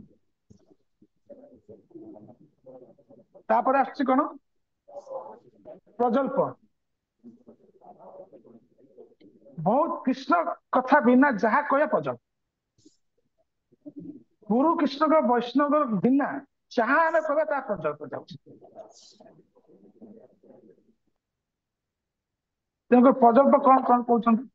ପତ୍ର ପତ୍ରିକା ପାଠ କରିବା, ଗଳ୍ପ ଉପନ୍ୟାସ ପାଠ କରିବା,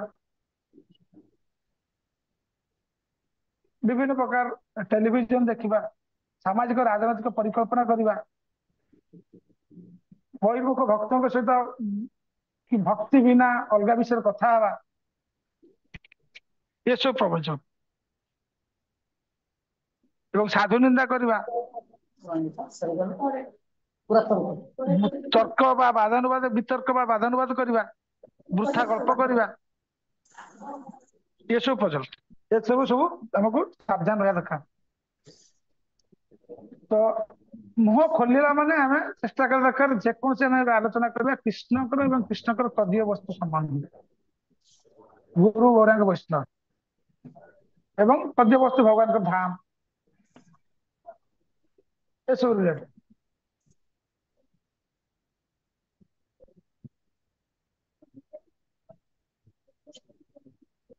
ରାତି ପରେ ଚାଲବ ନାଇଁ, ରାତିରେ କେତେଟାରୁ ବନ୍ଦ କରିବି? ହରି ବୋଲ। ସେ ଦୁଇଟା ଦେଇଦବ, ସେଟା ବି ଦେଇଦବ।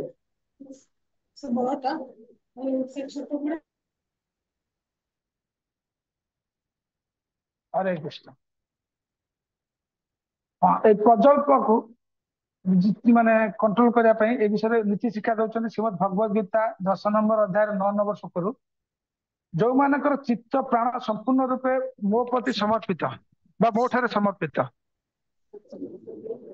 ଯୋଉମାନେ ପରସ୍ପର ମଧ୍ୟରେ ମୋ ବିଷୟରେ ଆଲୋଚନା କରନ୍ତି ସର୍ବଦା ଏବଂ ମୋ ସମ୍ବନ୍ଧରେ ଅନ୍ୟ ବ୍ୟକ୍ତିଙ୍କୁ ବା ବୁଝିବା ପାଇଁ ପ୍ରୟାସ କରନ୍ତି ଏବଂ କଥା ହେଇକି ସେ ପରମ ସନ୍ତୋଷ ଲାଭ କରନ୍ତି ଏବଂ ଅପରାକୃତ ଆନନ୍ଦ ଲାଭ କରନ୍ତି,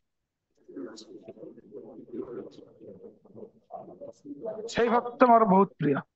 ତେଣୁକରି ଆମେ ପ୍ରଜଳ୍ପରୁ ଦୂରିବା ପାଇଁ ହେଲେ, ପ୍ରଜଳ୍ପକୁ କଣ୍ଟ୍ରୋଲ କରିବା ପାଇଁ ହେଲେ ଭଗବାନଙ୍କ ସମ୍ବନ୍ଧୀୟ କଥା ଆମେ ଆଲୋଚନା କରିବା ଦରକାର। ପ୍ରଜଳ୍ପରେ ଆସୁଛି ନିୟମାଗ୍ରହ। ନିୟମ ଆଗ୍ରହ। এই ନିୟମାଗ୍ରହଟା ଦି ପ୍ରକାର ହବ। ଲେଖନ୍ତୁ, ଗୋଟେ ହବ ନିୟମ ଯୁକ୍ତ ଅଗ୍ରହ, ଆଉ ଗୋଟେ ହବ ନିୟମ ଆଗ୍ରହ। ଏ ଆଗ୍ରହ ମାନେ କଣ? ଯେ ନିୟମ ଆଗ୍ରହ କଣ? ଗ୍ରହଣ କରିବା ପାଇଁ ପ୍ରଚୁର ମାତ୍ରାରେ ଇଚ୍ଛା କରିବା ବା ତୀବ୍ର ବାଞ୍ଛା ଇଚ୍ଛା କରିବା। ଆଉ ନିୟମ ଅଗ୍ରହ, ଅଗ୍ରହ, ନିୟମ ଯୁକ୍ତ ଅଗ୍ରହ ହେଲେ ସନ୍ଧିର ତାପରେ ଶବ୍ଦ ହବ ନିୟମାଗ୍ରହ। ଏବଂ ପ୍ରଥମେ ଯୋଉ ନିୟମାଗ୍ରହ ରହିଛି, ସେ ଆଗ୍ରହ ମାନେ ଗ୍ରହଣ କରିବା ପାଇଁ ପ୍ରତୀବ୍ର ଇଚ୍ଛା, ଅଗ୍ରହ ମାନେ ଗ୍ରହଣ କରିବା ପାଇଁ ଅକ୍ଷମତା। এই ଶବ୍ଦର ମାନେ ଲେଖନ୍ତୁ, ବୁଝିପାରିବେ। ଲେଖନ୍ତୁ ଆଗ୍ରହ, ତାର ମାନେ ଲେଖ ଡାହାଣରେ, ଗ୍ରହଣ କରିବା ପାଇଁ ତୀବ୍ର ଇଚ୍ଛା। ତାପରେ ଅଗ୍ରହ, ଅଗ୍ରହ ମାନେ ଗ୍ରହଣ କରିବା ପାଇଁ ଅକ୍ଷମତା। କୋଉଟା ଟୁ ଟାଇପ୍ ଆଉ ଟିକେ ଥରେ ରିପିଟ୍ କରିଦେବେ କି ପ୍ରଭୁ, ଶୁଣି ହେଲାନି। ନିୟମାଗ୍ରହ ଯୋଉ ଶବ୍ଦ ରହିଛି, ଫାଷ୍ଟ ନିୟମାଗ୍ରହ ପ୍ରଭୁଜୀ। ହଁ, ନିୟମାଗ୍ରହ, ନିୟମ जो बही लेखा जो सब लेख नियमाग्रह लिखिदियो नियमाग्रह को संधि लेख नियम युक्त आग्रह नियम युक्त अग्रह जो आग्रह मान लेख ग्रहण करने तीव्र इच्छा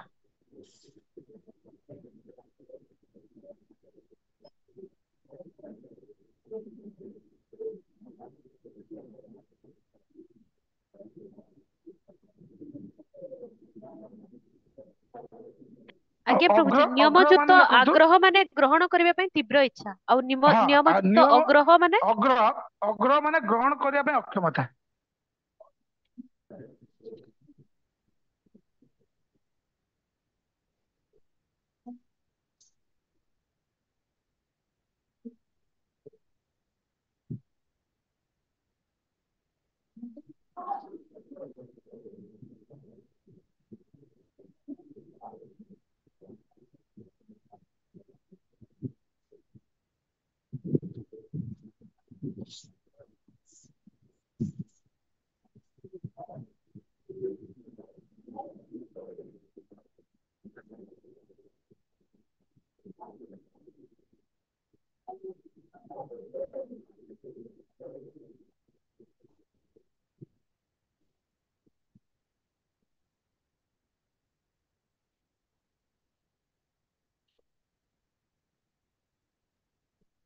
हरे कृष्ण प्रभुजी प्रभुपाद भावार्थ पढ़ुଛି आज्ञा आज्ञा कोटा प्रभुजी नियम अग्रह विषय लेखुଛନ୍ତି कौन सब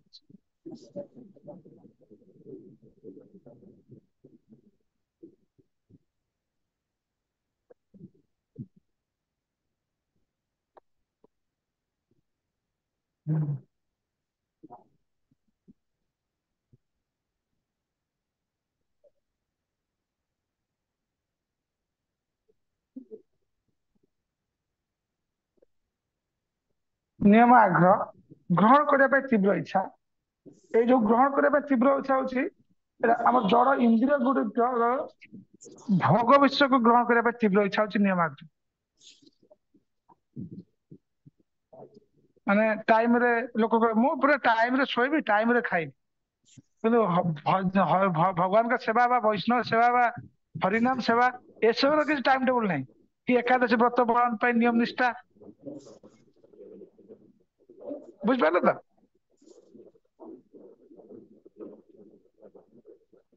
एग्जांपल बुझ पारे कि हरे कृष्ण प्रभुजी एटा एवं दुई भितर कोथरा एग्जांपल थिला आग्रह आग्रह आग्रह नियम एटा आग्रह आग्रह हाँ इंद्रिय भोग्य विषय कौन वस्तु कहले ग्रहण प्रभु करने तीव्र इच्छा अच्छा माने एवं आग्रहटा होची इंद्रिय भोग्य वस्तु पाइबा पई तीव्र इच्छा तीव्र इच्छा एवं इंद्रिय अग्रह हूँ कौन भोग्य ग्रहण वस्तु करने अक्षमता कौन जमती कि मंगल आरती उठी पारे मंगल आरती ठंडा लगुच आके शोपे बा गिरिराज परिक्रमा बापर बा 22 किलोमीटर गिरिराज परिक्रमा किए चलुची एट प्रणाम जय गिरिराज महाराज की जय अच्छा आज्ञा प्रभुजी बुझेले आज गुरुदेव व्यास पूजा मंदिर गला माने प्रभु कह लास्ट को सब खाई पी आसवे हांडी कोड़े धोबे कहीं ना जदि प्रभु को नजर पड़ला प्रभु कहले माँ टिके हांडी कोड़े माने हांडी कड़े गुड़ा धोई देकी जाओ मेला जिनिस समस्ते गले खाइले प्रोग्राम अटेंड कले खाइले पीले आइले କିନ୍ତୁ ତାପରେ ଲାଷ୍ଟ ପ୍ରୋଗ୍ରାମ ପରେ କଣ କେମିତି ମନ୍ଦିର ମାନେ ମାର୍ଜନ ହେଲା ବା ଇଏ ହେଲା ଏଗୁଡା କିଛି କେହି ଧ୍ୟାନ ଦେବେନି ବା କିପରି ପ୍ରୋଗ୍ରାମ ଆରେଞ୍ଜମେଣ୍ଟ ହେଲା ସେଗୁଡା ଧ୍ୟାନ ଦେବେନି ବୁଝିପାରିଲ ତ ଏସବୁ ଗ୍ରହଣ କରିବା ପାଇଁ ଅକ୍ଷମତା ମାନେ କୃଷ୍ଣଙ୍କର ପ୍ରୀତି ପାଇଁ କୌଣସି ଗୋଟିଏ ନିର୍ଦ୍ଦିଷ୍ଟ ବ୍ରତ ବା ନିୟମ ସେବା ଗ୍ରହଣ କରିବା ପାଇଁ ଅକ୍ଷମ कृष्ण बा गुरुदेव बा वैष्णव भक्त प्रकार ये दी प्रकार नियमाग्रह नीतीश का कौन मिलूची स्मर्तव्य सततं विष्णु विस्मर्तव्य न जातुचित सर्वदा कृष्ण को स्मरण हवा दरकार भगवान कृष्ण को केवे भी विस्मरण न हो प्रभुदेव एमती प्रार्थना करिया दरकार भगवान एवं सर्वे विधि निषेध स्वच्छ योर किंकर जिते प्रकार विधि एवं निषेध ये सब केवल भगवान सेवा हवा दरकार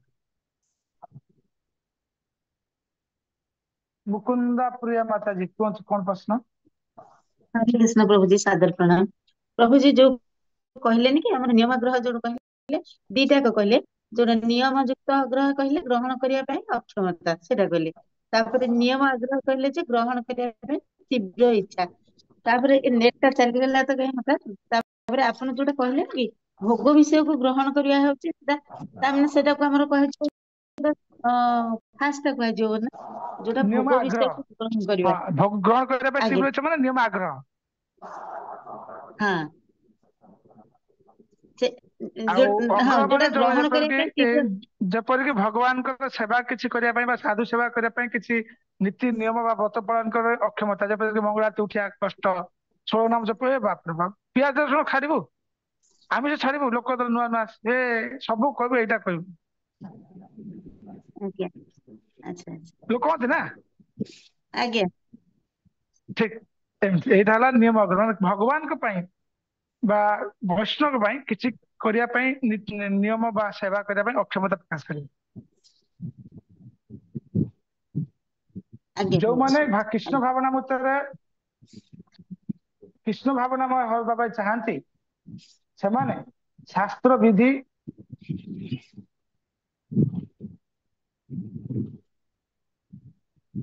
शास्त्र विधि गुड़िक केवल अर्थनैतिक उन्नति पाई पालन न करी कृष्ण भजन उन्नति पाई पालन करिया दरकार एवं किपरि निष्ठार एवं श्रद्धार सहित पालन करिया दरकार जेपरिक अवैध स्त्री संग मांसाहार जुआ खेल निशा सेवन कठोर भाव वर्जन करिया उचित एवं निष्ठार सहित हरिभक्ति अलिक्षण करिया उचित अच्छा आमर कहलो आम इस्कन रे चारटा नियम कौन बा चारटा यम ए जो नियम आग्रह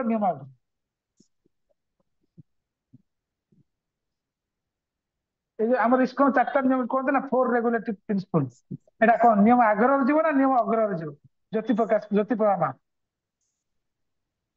ସେଟା ନିୟମ ଅଗ୍ରରେ ଯିବ ଯୋଉ ସେକେଣ୍ଡ ଟା ପ୍ରଭୁ जी ମାନିବା କଥା ସବୁ ଜିନିଷ वेरी नाइस हमारा प्रोफेसर माता जी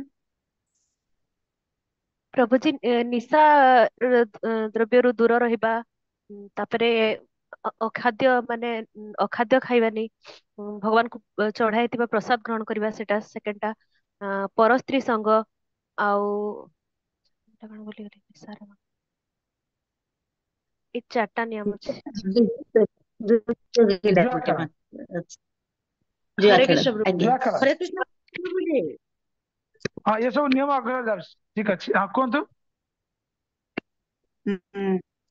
ହଁ ନିଶା ସେବନ चारटा नियम ହେଲା ଆମିଷ ଫାଷ୍ଟ ଆମିଷ ଆହାର ନିଶା ସେବନ ଧୂର୍ତ କ୍ରୀଡ଼ା ଆଉ ଅବୈଧ ସମ୍ପର୍କ एटा ବର୍ଜନ नियम आग्रह ना नियम अग्रह कौन एगुड़ा ସେଗୁଡାକ ପ୍ରଭୁ ନିୟମ ଆଗ୍ରହରେ ଯିବ ନା କାହିଁକି ନା ଆମେ ଏଟା ଆଗ୍ରହର ସହିତ ଆଗ୍ରହ କରିଛନ୍ତି ନା ଆଗ୍ରହ ବୋଲି ଆଗ୍ରହ अग्रह ହେବା जीव ପ୍ରଭୁ कौन पाए ना एगुड़ त्याग करने पे कुहाइछि ଆଚ୍ଛା तापर कौन आछे लास्ट टा शोक देखु आ गोटे कौन अछि प्रत्याहार वाला प्रयास वाला प्रकल्प नियमाग्रह तापर जनसंघ 5 तापर लोल्य चाष जनसंघ होची जो माने कृष्ण विमुख सेमानकर संघ सर्वथा परित्यज्य को भले लोककर संघ आमे करिवा विभीषण रावण को छाड़िले राम विरोधी राम को पई विभीषण रावण को छाड़िले प्रहलाद कृष्ण भगवान पई हिरण्य पिता को त्याग कले गोपी माने सब कुछ त्याग कर देछन कृष्ण पई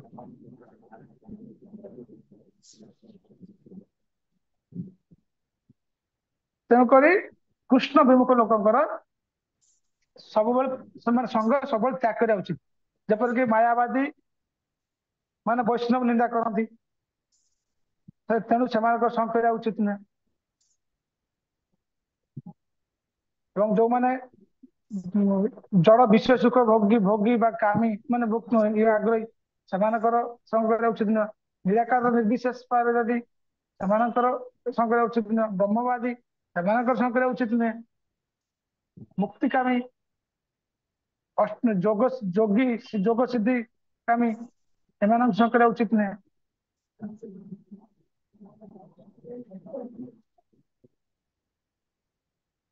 नीति शिक्षा कौन मिलूँ कृष्ण भक्ति लाभ पाई जो माने आशा करुँच बहु जत्न सहित बहिर्मुख माने कृष्ण बहिर्मुख संग त्याग करवा उचित बहु जत्न सहित एवं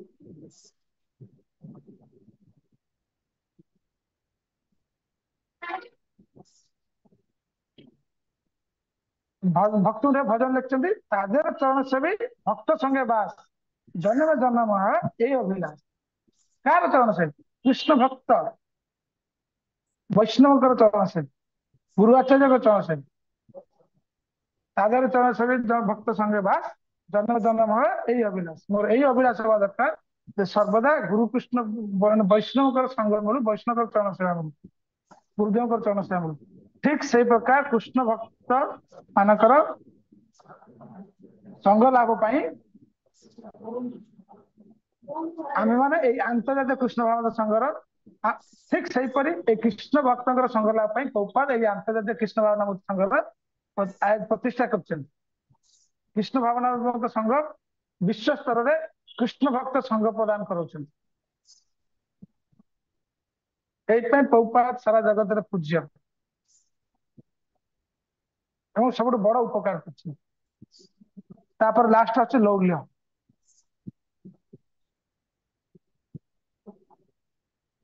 लौल्य माने कौन किए कोई पार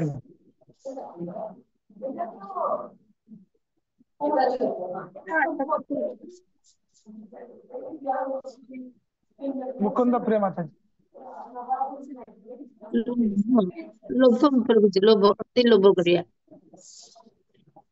आसक्ति बा लोभ ठीक अच्छे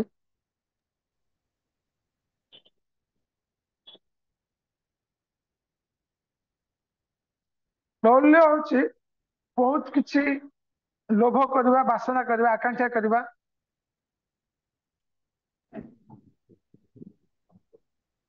भोग बासना करवा मोक्ष बासना करवा द्वारा कौन हुए चित्त चंचल हुए बुद्धि भी चंचल हो जाए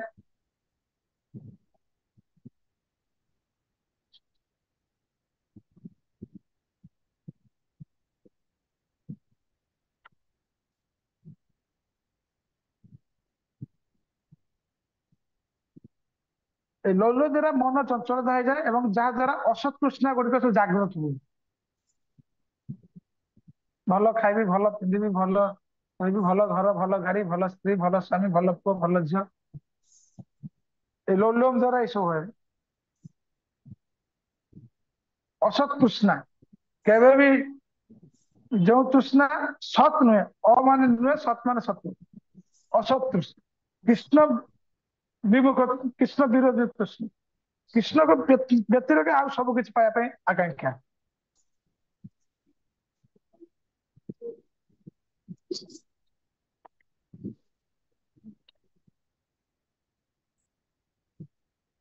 एगुड़ बहुत ध्यान देवा दरकार ये 6टी जिनस कृष्ण भक्ति बाधा आज तृतीय नंबर सब आलोचना करहबन समय 15 मिनट अच्छे लौल्यम नीति शिक्षा कौन कहते बहिर्मुख जो लौल्य विशेष जत्न सहित त्याग करने उचित हम कृष्ण भक्ति पछरे साधक एप्रति बहुत ध्यान देवा जो मैंने कृष्ण भक्ति वगैरह अग्रगत करने चाहते लौल्यम प्रति बहुत ध्यान देवा उचित एवं कृष्ण सेवा वैष्णव सेवा हरिण कथा आलोचना हरि नाम आलोचना एसब प्रति लोभ जागृत करने उचित एसब प्रति लोभ जन्मिले ଆଉ ବିଷୟ ଭୋଗବତୀ ଲୋଭ ଜନ୍ମିବ ନାହିଁ। ଯାହା କୃଷ୍ଣ ତାହା ନାହିଁ ମାୟାର ଅଧିକାର। ଯୋଉଠି କୃଷ୍ଣଙ୍କ ପାଇଁ ଆମେ ପରିକଳ୍ପନା କରିବା, ଆଲୋଚନା ମାନେ ପ୍ରୟାସ କରିବା, ସେତେବେଳେ ଆଉ ଜଡ ଜାଗତିକ ବିଷୟ ସୁଖ ପାଇଁ ଆମର ପ୍ରୟାସ କରିବା ପାଇଁ ମନରେ ହିଁ ଭୁଲି ଯିବା, ସେ ବିଷୟରେ ଆସିବନି ଯୋଉଟା।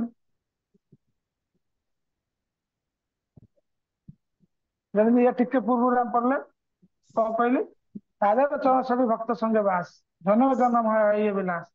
ତୁଳସୀ ମାନଙ୍କ ପ୍ରାର୍ଥନା କହୁଛନ୍ତି ପ୍ରତ୍ୟେକ ଦିନ, ମୋର ଏଇ ଅଭିଳାଷ ବିଳାସ କୁଞ୍ଜ ଦିଅ ବାସ, ନୟନ ହାରିବ ସଦା ଯୁଗଲ ଉପାସ।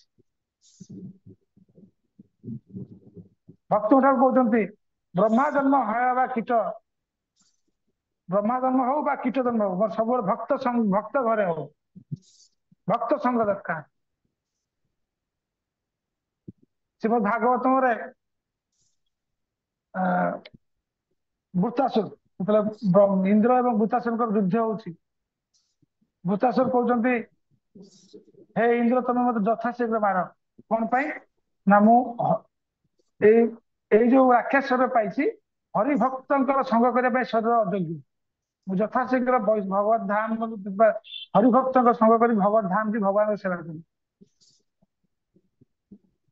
ବୈଷ୍ଣବଙ୍କର ସେବା ଏକାନ୍ତ କାମ।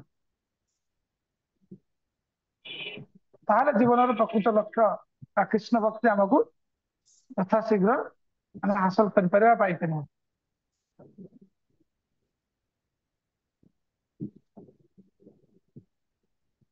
ଏହିପରି ଭାବରେ 6ଟି ବିରୋଧ ଜିନିଷ ଆଜି ଆମେ ପ୍ରତିକୂଳ ବିଷୟରେ ଆମେ ଆଲୋଚନା କଲେ। ଅନୁକୂଳ ବିଷୟ ଆଲୋଚନା କରିବା ପାଇଁ ସମୟ ହବନି, 12 ମିନିଟ ଅଛି। ଆମେ ଆସନ୍ତା କ୍ଲାସରେ 6ଟି ଅନୁକୂଳ ବିଷୟରେ ଆମେ ଆଲୋଚନା କରିବା ଏବଂ ଭଲ ଭାବେ ପଢିକି ଆସିଥିବ। ଯଦି ଯାହାର କିଛି ପ୍ରଶ୍ନ ଥିବ ବା ଜାଣିବା ପାଇଁ ଆଗ୍ରହ ଥିବ, ଆଜିର ଆଲୋଚ୍ୟ ବିଷୟବସ୍ତୁରେ କାହାର କିଛି ପ୍ରଶ୍ନ ଅଛି ଯଦି ପଚାରନ୍ତୁ।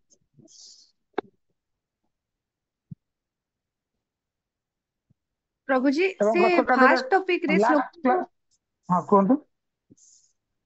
ଯେ ଆପଣ ଗୋଟେ क्वेश्चन ପଚାରିଲେ ନା କି ପରୀକ୍ଷିତ ମହାରାଜ ମାନେ एक्चुअल ପ୍ରାୟଶ୍ଚିତ କଣ ସେଟା ଯୋଉ ପଚାରିଲେ, ହଁ ଆନ୍ସର କଣ ହବ ପ୍ରଭୁଜୀ?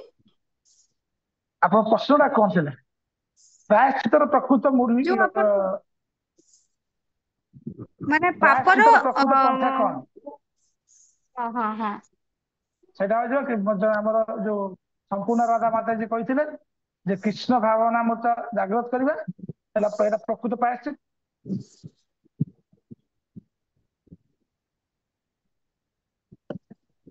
ମହାପ୍ରଭୁ ବି ସେ କଥା କହିଲେ ସୁଭଦ୍ରାକୁ, ଯେ ବୃନ୍ଦାବନ ଯାଇକି ହରିନାମ କର, ଆଜ୍ଞା ପ୍ରକୃତ ପ୍ରଭୁଜୀ। ପ୍ରକୃତ ପ୍ରାୟଶ୍ଚିତ।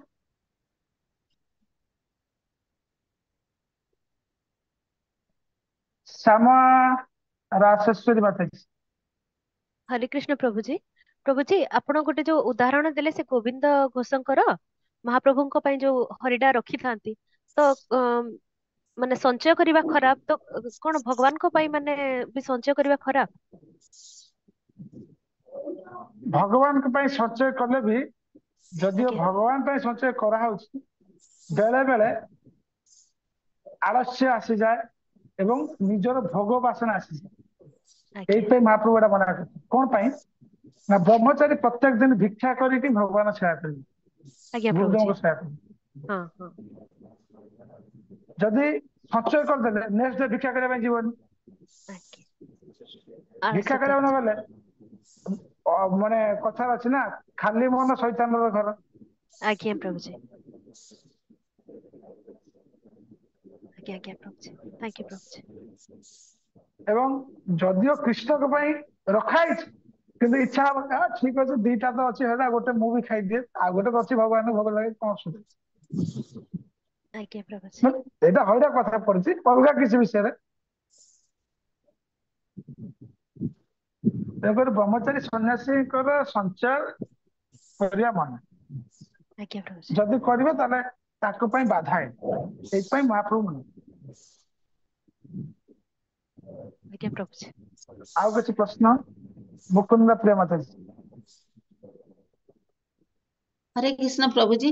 ପ୍ରଭୁଜୀ ଯୋଉ ପ୍ରୟାସରେ କହିଲେ ଆମର ଜ୍ଞାନ ପ୍ରୟାସ କହିଲେ କର୍ମ ପ୍ରୟାସ ବି ଯୋଉ ବୁଝେଇ କହିଲେ ମୁକ୍ତି ପ୍ରୟାସ ମୁକ୍ତିର ପ୍ରୟାସ ଟା ସେଟା କଣ ମାନେ ଆମକୁ ବୁଝିବାକୁ ପଡିବ। ମୁକ୍ତି ପାଇବା ପାଇଁ ଯୋଉମାନେ ମୁକ୍ତି ପାଇବା କହୁଛନ୍ତି ମାନେ ଯେମିତି କି ଆପଣ ମାନେ ବହୁତ ଭକ୍ତ ଥିବେ ଦେଖିବେ ଭଜନ କରୁଛନ୍ତି କିନ୍ତୁ ପଚାରେ କଣ ପାଇଁ ପ୍ରଭୁ ପ୍ରଭୁ କେମିତି ଏଇ ଜନ୍ମରୁ ମୁକ୍ତି ପାଇଯାଏ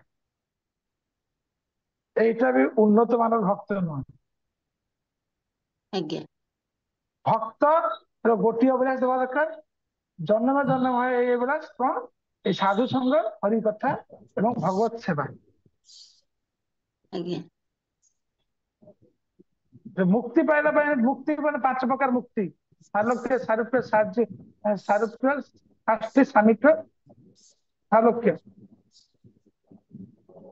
এই যে 5 ପ୍ରକାର ମୁକ୍ତି ଏ ତ ମୁକ୍ତି ଆଜ୍ଞା ଯୋଉମାନେ କାମନା କରନ୍ତି ସେ ତ ମହାପ୍ରଭୁଙ୍କର ତ ମାନେ ଭଗବାନଙ୍କର ତ ଉନ୍ନତ ଭକ୍ତ ନୁହଁ ଏବଂ ସେ ମୁକ୍ତିରୁ 4 ପ୍ରକାର ମୁକ୍ତି ତ ଭକ୍ତ ଚାହାନ୍ତିନି ଗୋଟିଏ ମୁକ୍ତି ହେଲେ ଚଳିବ ମାନେ ଭଗବାନ ବୁଝୁଛି ଦେଲେ ସେ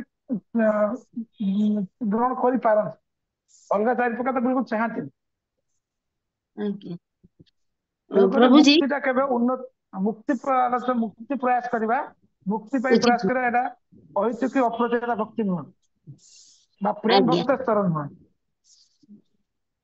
ଆଜ୍ଞା ପ୍ରଭୁଜୀ ହରେ ଆଉ କାହାର କିଛି ପ୍ରଶ୍ନ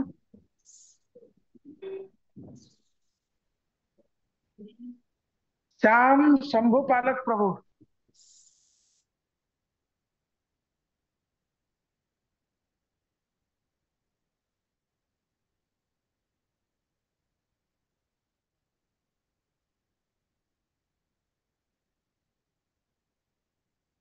ନା ନା এটা একদম ভুল কথা ବିଜନେସ କରୁଛନ୍ତି ମାନେ ତ ବିଜନେସ କରିବା ପାଇଁ ପଡିବ ଆଉ କରିବେନି ହବ କେମିତି ସଂସାର ଚାଲିବ କେମିତି କିଛି ଲାଭାଂଶ ଆସିଲେ ତ ସେଇଥିରେ ସଂସାର ଚାଲିବ ସେଇଥିରେ ଗୁରୁଦେବଙ୍କୁ ବା ଭଗବାନଙ୍କୁ ବା ବୈଷ୍ଣବଙ୍କୁ କିଛି ଦାନ କରିବେ ବା ସେବା କରିବେ କରିବେନି ହବ କେମିତି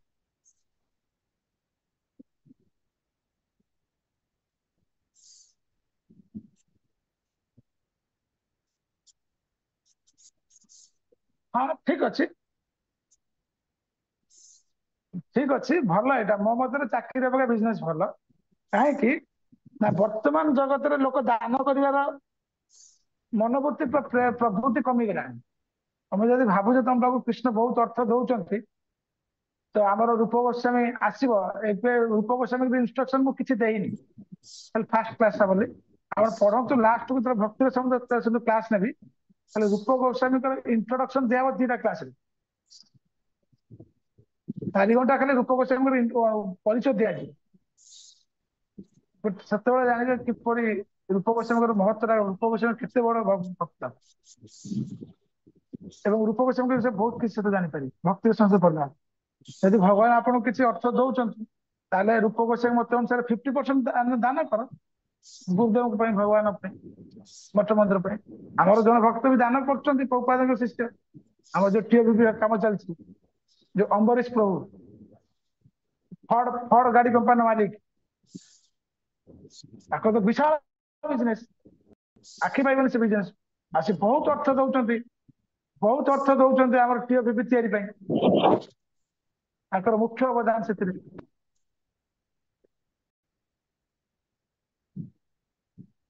हरे कृष्ण प्रभु जी ହଁ କୁହନ୍ତୁ ହଁ କିନ୍ତୁ ଗୋଟେ କଥା ଅସତ୍ ଉପାୟରେ ବିଜନେସ କରିବେ आज्ञा ସତ୍ ମାର୍ଗରେ ଆଇନ ଅନୁସାରେ ଅସତ୍ ମାର୍ଗରେ କଲେ ସେଟା ଭଗବାନ କୁହନ୍ତୁ କଣ କହୁଥିଲେ ମାତାଜୀ ପ୍ରଭୁଜୀ ମୁଁ ପଚାରିଥିଲି ଆମେ ଚୈତନ୍ୟ ଚରିତାମୃତରେ ପଢୁଥିଲୁ ପ୍ରଭୁଜୀ କି ମାନେ ଅ, ଉଁ, 2 ପ୍ରକାର ମାନେ ଅଛି କି ଗୋଟେ ତ ହଉଛି ବ୍ରହ୍ମ ଜ୍ୟୋତିରେ ଲୀନ ହେଇଯିବା ଆଉ ଗୋଟେ ହଉଛି ଭଗବାନଙ୍କର ଶରୀରରେ ଲୀନ ହେଇଯିବା ତ ବୈଷ୍ଣବ ମାନେ ଭଗବାନଙ୍କର ଶରୀରରେ ଲୀନ ହେଇଯିବାଟା ବେଶୀ ଖରାପ ବୋଲି ଭାବୁଛନ୍ତି ବୋଲି ଚୈତନ୍ୟ ଚରିତାମୃତରେ ମାନେ ଲେଖା ହେଇଛି ସେଟା ହୁଁ କାହିଁକି ହଉଛି ପ୍ରଭୁଜୀ ନା ବୈଷ୍ଣବ ଭଗବାନଙ୍କ ଶରୀର ଲୀନ ହେବା ବ୍ରହ୍ମଚିତ୍ର ଲୀନ ହେବା ପ୍ରାୟ ଏକା ତ ଭଗବାନ ସାଙ୍ଗରେ ମିଶିକି ଏକ ହେଇଯିବ ଆଜ୍ଞା ଏଟା ତାମାନେ ଆପଣ ଫର ଏକ୍ସାମ୍ପଲ କିଏ କହୁଛନ୍ତି ଆପଣ ଆଜ୍ଞା ପ୍ରଭୁଜୀ ଶ୍ୟାମା ରାଶେଶ୍ଵରୀ ପ୍ରଭୁଜୀ ବିବାହିତ ନା ଅବିବାହିତ ବିବାହିତ ପ୍ରଭୁଜୀ ଏଠି ଯଦି ଆପଣ ଭାବିବେ ମୋ ସ୍ୱାମୀ ସହିତ ମୁଁ ଏକ ହେଇଛି ବା ମାନେ ମୁଁ ଗୋଟେ ସ୍ତ୍ରୀ ହେଲେ ବି ମୋର ସ୍ୱାମୀ ମୋର ଡିସିସନ ଉପରେ ମୋର ବି ଅଧିକାର ଅଛି ସମାନ ଡିସିସନ। ବାହାର ଏଟା ତ ଖରାପ ନା। ହଁ ଆମେ ଆପଣଙ୍କର ପୂଜ୍ୟ ଶାସ୍ତ୍ର ଆଜ୍ଞା ଅନୁସାରେ। ଆଜ୍ଞା ଭୌତିକ ଜଗତର କଥା ଅଲଗା। ହୁଁ ଯେହେତୁ ଆପଣ ଭକ୍ତ ହେଲେ ମୁଁ ଆପଣଙ୍କୁ ଏଇ ଉଦାହରଣ ଦେଲି। ଆଜ୍ଞା ପ୍ରଭୁଜୀ ଠିକ ସେମିତି ଭଗବାନଙ୍କ ସହିତ ଏକ ହେଇଯିବା, ଭଗବାନଙ୍କ ହଁ ଶରୀରରେ ଲୀନ ହେଇ ମିଶିକି ଏକ ହେଇଯିବା, ଏଇଟା କଣ ଠିକ? ଏଇଟା କଣ? ଏଇଟା ତ ମାନେ ଆମର ଭଗବତ ଭାବ ଆସିଗଲା। ଆମେ ନିଜେ ଆଜ୍ଞା ଭଗବାନ ହେଇଗଲେ। ଆମେ ସବୁ ଭୋଗ ଆଜ୍ଞା କରିବା, ପ୍ରଭୁଜୀ ଆଜ୍ଞା ଭକ୍ତର ଭାବ ଆଉ ରହିବନି କହୁଛନ୍ତି। ଭକ୍ତର ଭାବ ରହିବନି। ଆଜ୍ଞା ପ୍ରଭୁଜୀ ବୁଝିଲି ପ୍ରଭୁଜୀ। ତ ଆମର ଜୀବର ସ୍ୱରୂପ କୃଷ୍ଣର ନିତ୍ୟ ଦାସ। ଆଜ୍ଞା ପ୍ରଭୁଜୀ ଜୀବର ପ୍ରକୃତ ସ୍ୱରୂପ ହଉଛି କୃଷ୍ଣ। ଏଇଠି କୃଷ୍ଣ ଦାସ ହେଇ ବୋଲିକି ଜୀବର ସ୍ୱରୂପ ଏଠି ଉଲ୍ଟା ହେଇଗଲା, ସେ ନିଜେ କୃଷ୍ଣ ହେଇଗଲେ। ଆଜ୍ଞା ତେଣୁକରି ସେ ମୁକ୍ତି ଆବଶ୍ୟକ, ବର୍ତ୍ତମାନ ଗ୍ରହଣ କରନ୍ତୁ। ଆଜ୍ଞା ପ୍ରଭୁଜୀ ଥ୍ୟାଙ୍କ ୟୁ ପ୍ରଭୁଜୀ। ଆଉ କାହାର କିଛି ପ୍ରଶ୍ନ? ଶ୍ରୀକୃଷ୍ଣ ପ୍ରଭୁ। ହରେ କୃଷ୍ଣ। ପ୍ରଶ୍ନ ତ ନାଇଁ, ସେ ଟାଇମିଂ ପାଇଁ ଆପଣ ଟିକେ ସଟରଡେ ସଣ୍ଡେ ପଚାରିବି କହିଥିଲେ ପ୍ରଭୁ। ଓ ଆଚ୍ଛା, ଇଏ ମାନେ ତ ଇଭିନିଂ ବ୍ୟାଚ୍, ସେଟା ସଟରଡେ ସଣ୍ଡେ ମର୍ଣ୍ଣିଂ ବ୍ୟାଚ୍ ଟା ହଉଛି ମର୍ଣ୍ଣିଂ ବ୍ୟାଚ୍ ରେ। ତ ମୁଁ କାଲି ବି କ୍ଲାସ କରିପାରିବିନି, ମତେ ସମୟ ନାହିଁ। କାଲି ମୋର କିଛି ଗେଷ୍ଟ ଆସୁଛନ୍ତି, ସେମାନଙ୍କୁ ପୁରୀ ବୁଲା ମାର ଗେଷ୍ଟ ଆସୁଛନ୍ତି, ମୋର ଏଇ ହେଲା ଅସୁବିଧା। ତ ଗୀତା କ୍ଲାସ ପଢା ହେଲାଠୁ କିଛି ଅସୁବିଧା ହବନି, ଅଲଗା ଲୋକଙ୍କୁ ଦେଇଦେବି। ତ କାଲି ବି କ୍ଲାସ କରିପାରିବିନି, ମୁଁ ଏବେ ମେସେଜ ଦେଇଦେବି ମର୍ଣ୍ଣିଂ ରେ। ତ ମର୍ଣ୍ଣିଂ କ୍ଲାସ ସଟରଡେ ସଣ୍ଡେ 2 ଦିନ ହିଁ ମୁଁ ନେବି। ମାନେ ଦିନକୁ ସବୁଦିନ ପାଇଁ ସତ ସେଇଟା ରହିବ କି? ତ ସେ ନେଲା ବେଳେ ପୁଣି ଭକ୍ତମାନଙ୍କ ସହ ଡିସକସ କରିକି ଚେଞ୍ଜ କରିବା, କଥା ହବା, ବୁଝିବା। ଆଗେ ସଟରଡେ ସଣ୍ଡେ ଆରମ୍ଭ ହଉ। କାଲି ମର୍ଣ୍ଣିଂ ରେ ଟାଇମ ନାହିଁ ମତେ, ସକାଳ 6ଟାରୁ ପୁରୀ ଛାଡିବା ପାଇଁ ପଡିବ। ସେ ମାନେ ଟ୍ୟାକ୍ସିରେ ରହିବି, ବସରେ ରହିବି, ତମେ ଟ୍ୟାକ୍ସିରେ କ୍ଲାସ ଦେବି।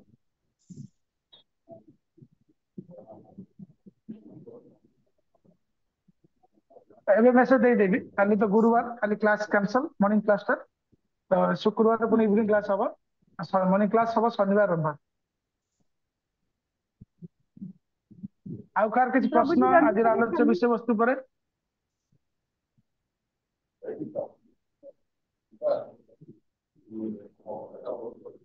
ଠିକ ଅଛି, ବହୁତ ବହୁତ ଧନ୍ୟବାଦ। ଆଶା କରୁଛି ଆପଣ ମାନେ ବୁଝିପାରିଥିବେ, ଆଉ ଯଦି ନ ବୁଝି ପାରୁଛନ୍ତି ପୁନର୍ବାର ପଚାରି ପାରିବେ। ଆଜ୍ଞା ଏବଂ ପ୍ରଭୁଜୀ କ୍ଲାସ ବୁଝି ଆସିବା ହଉଛି। ପୂର୍ବରୁ କ୍ଲାସ ଆସିବା ପୂର୍ବରୁ ସମସ୍ତ ରିକ୍ୱେଷ୍ଟ, ପାଠ ପଢିକି ଆସିବ, ଏଇଟା ପଢିକି ଆସିଲେ ଭଲ ଭାବେ ବୁଝିପାରିବେ। ଆଚ୍ଛା, ରୂପ ଗୋସ୍ୱାମୀଙ୍କ ପଣା ମନ୍ତ୍ର ସମସ୍ତଙ୍କର ମନେ ଅଛି? ଆଜ୍ଞା ପ୍ରଭୁଜୀ। କାହାର ମନେ ନାହିଁ ହାତ ଟାକୁ? ବୁଝି ହେଲାନି ପ୍ରଭୁଜୀ, ଆଉ ଥରେ କହିବେ କି?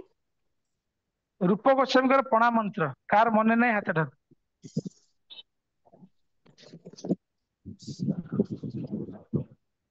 ସମସ୍ତଙ୍କର ମନେ ଅଛି, ବହୁତ ବହୁତ ଧନ୍ୟବାଦ। ନା କାହାର ମନେ ନାହିଁ?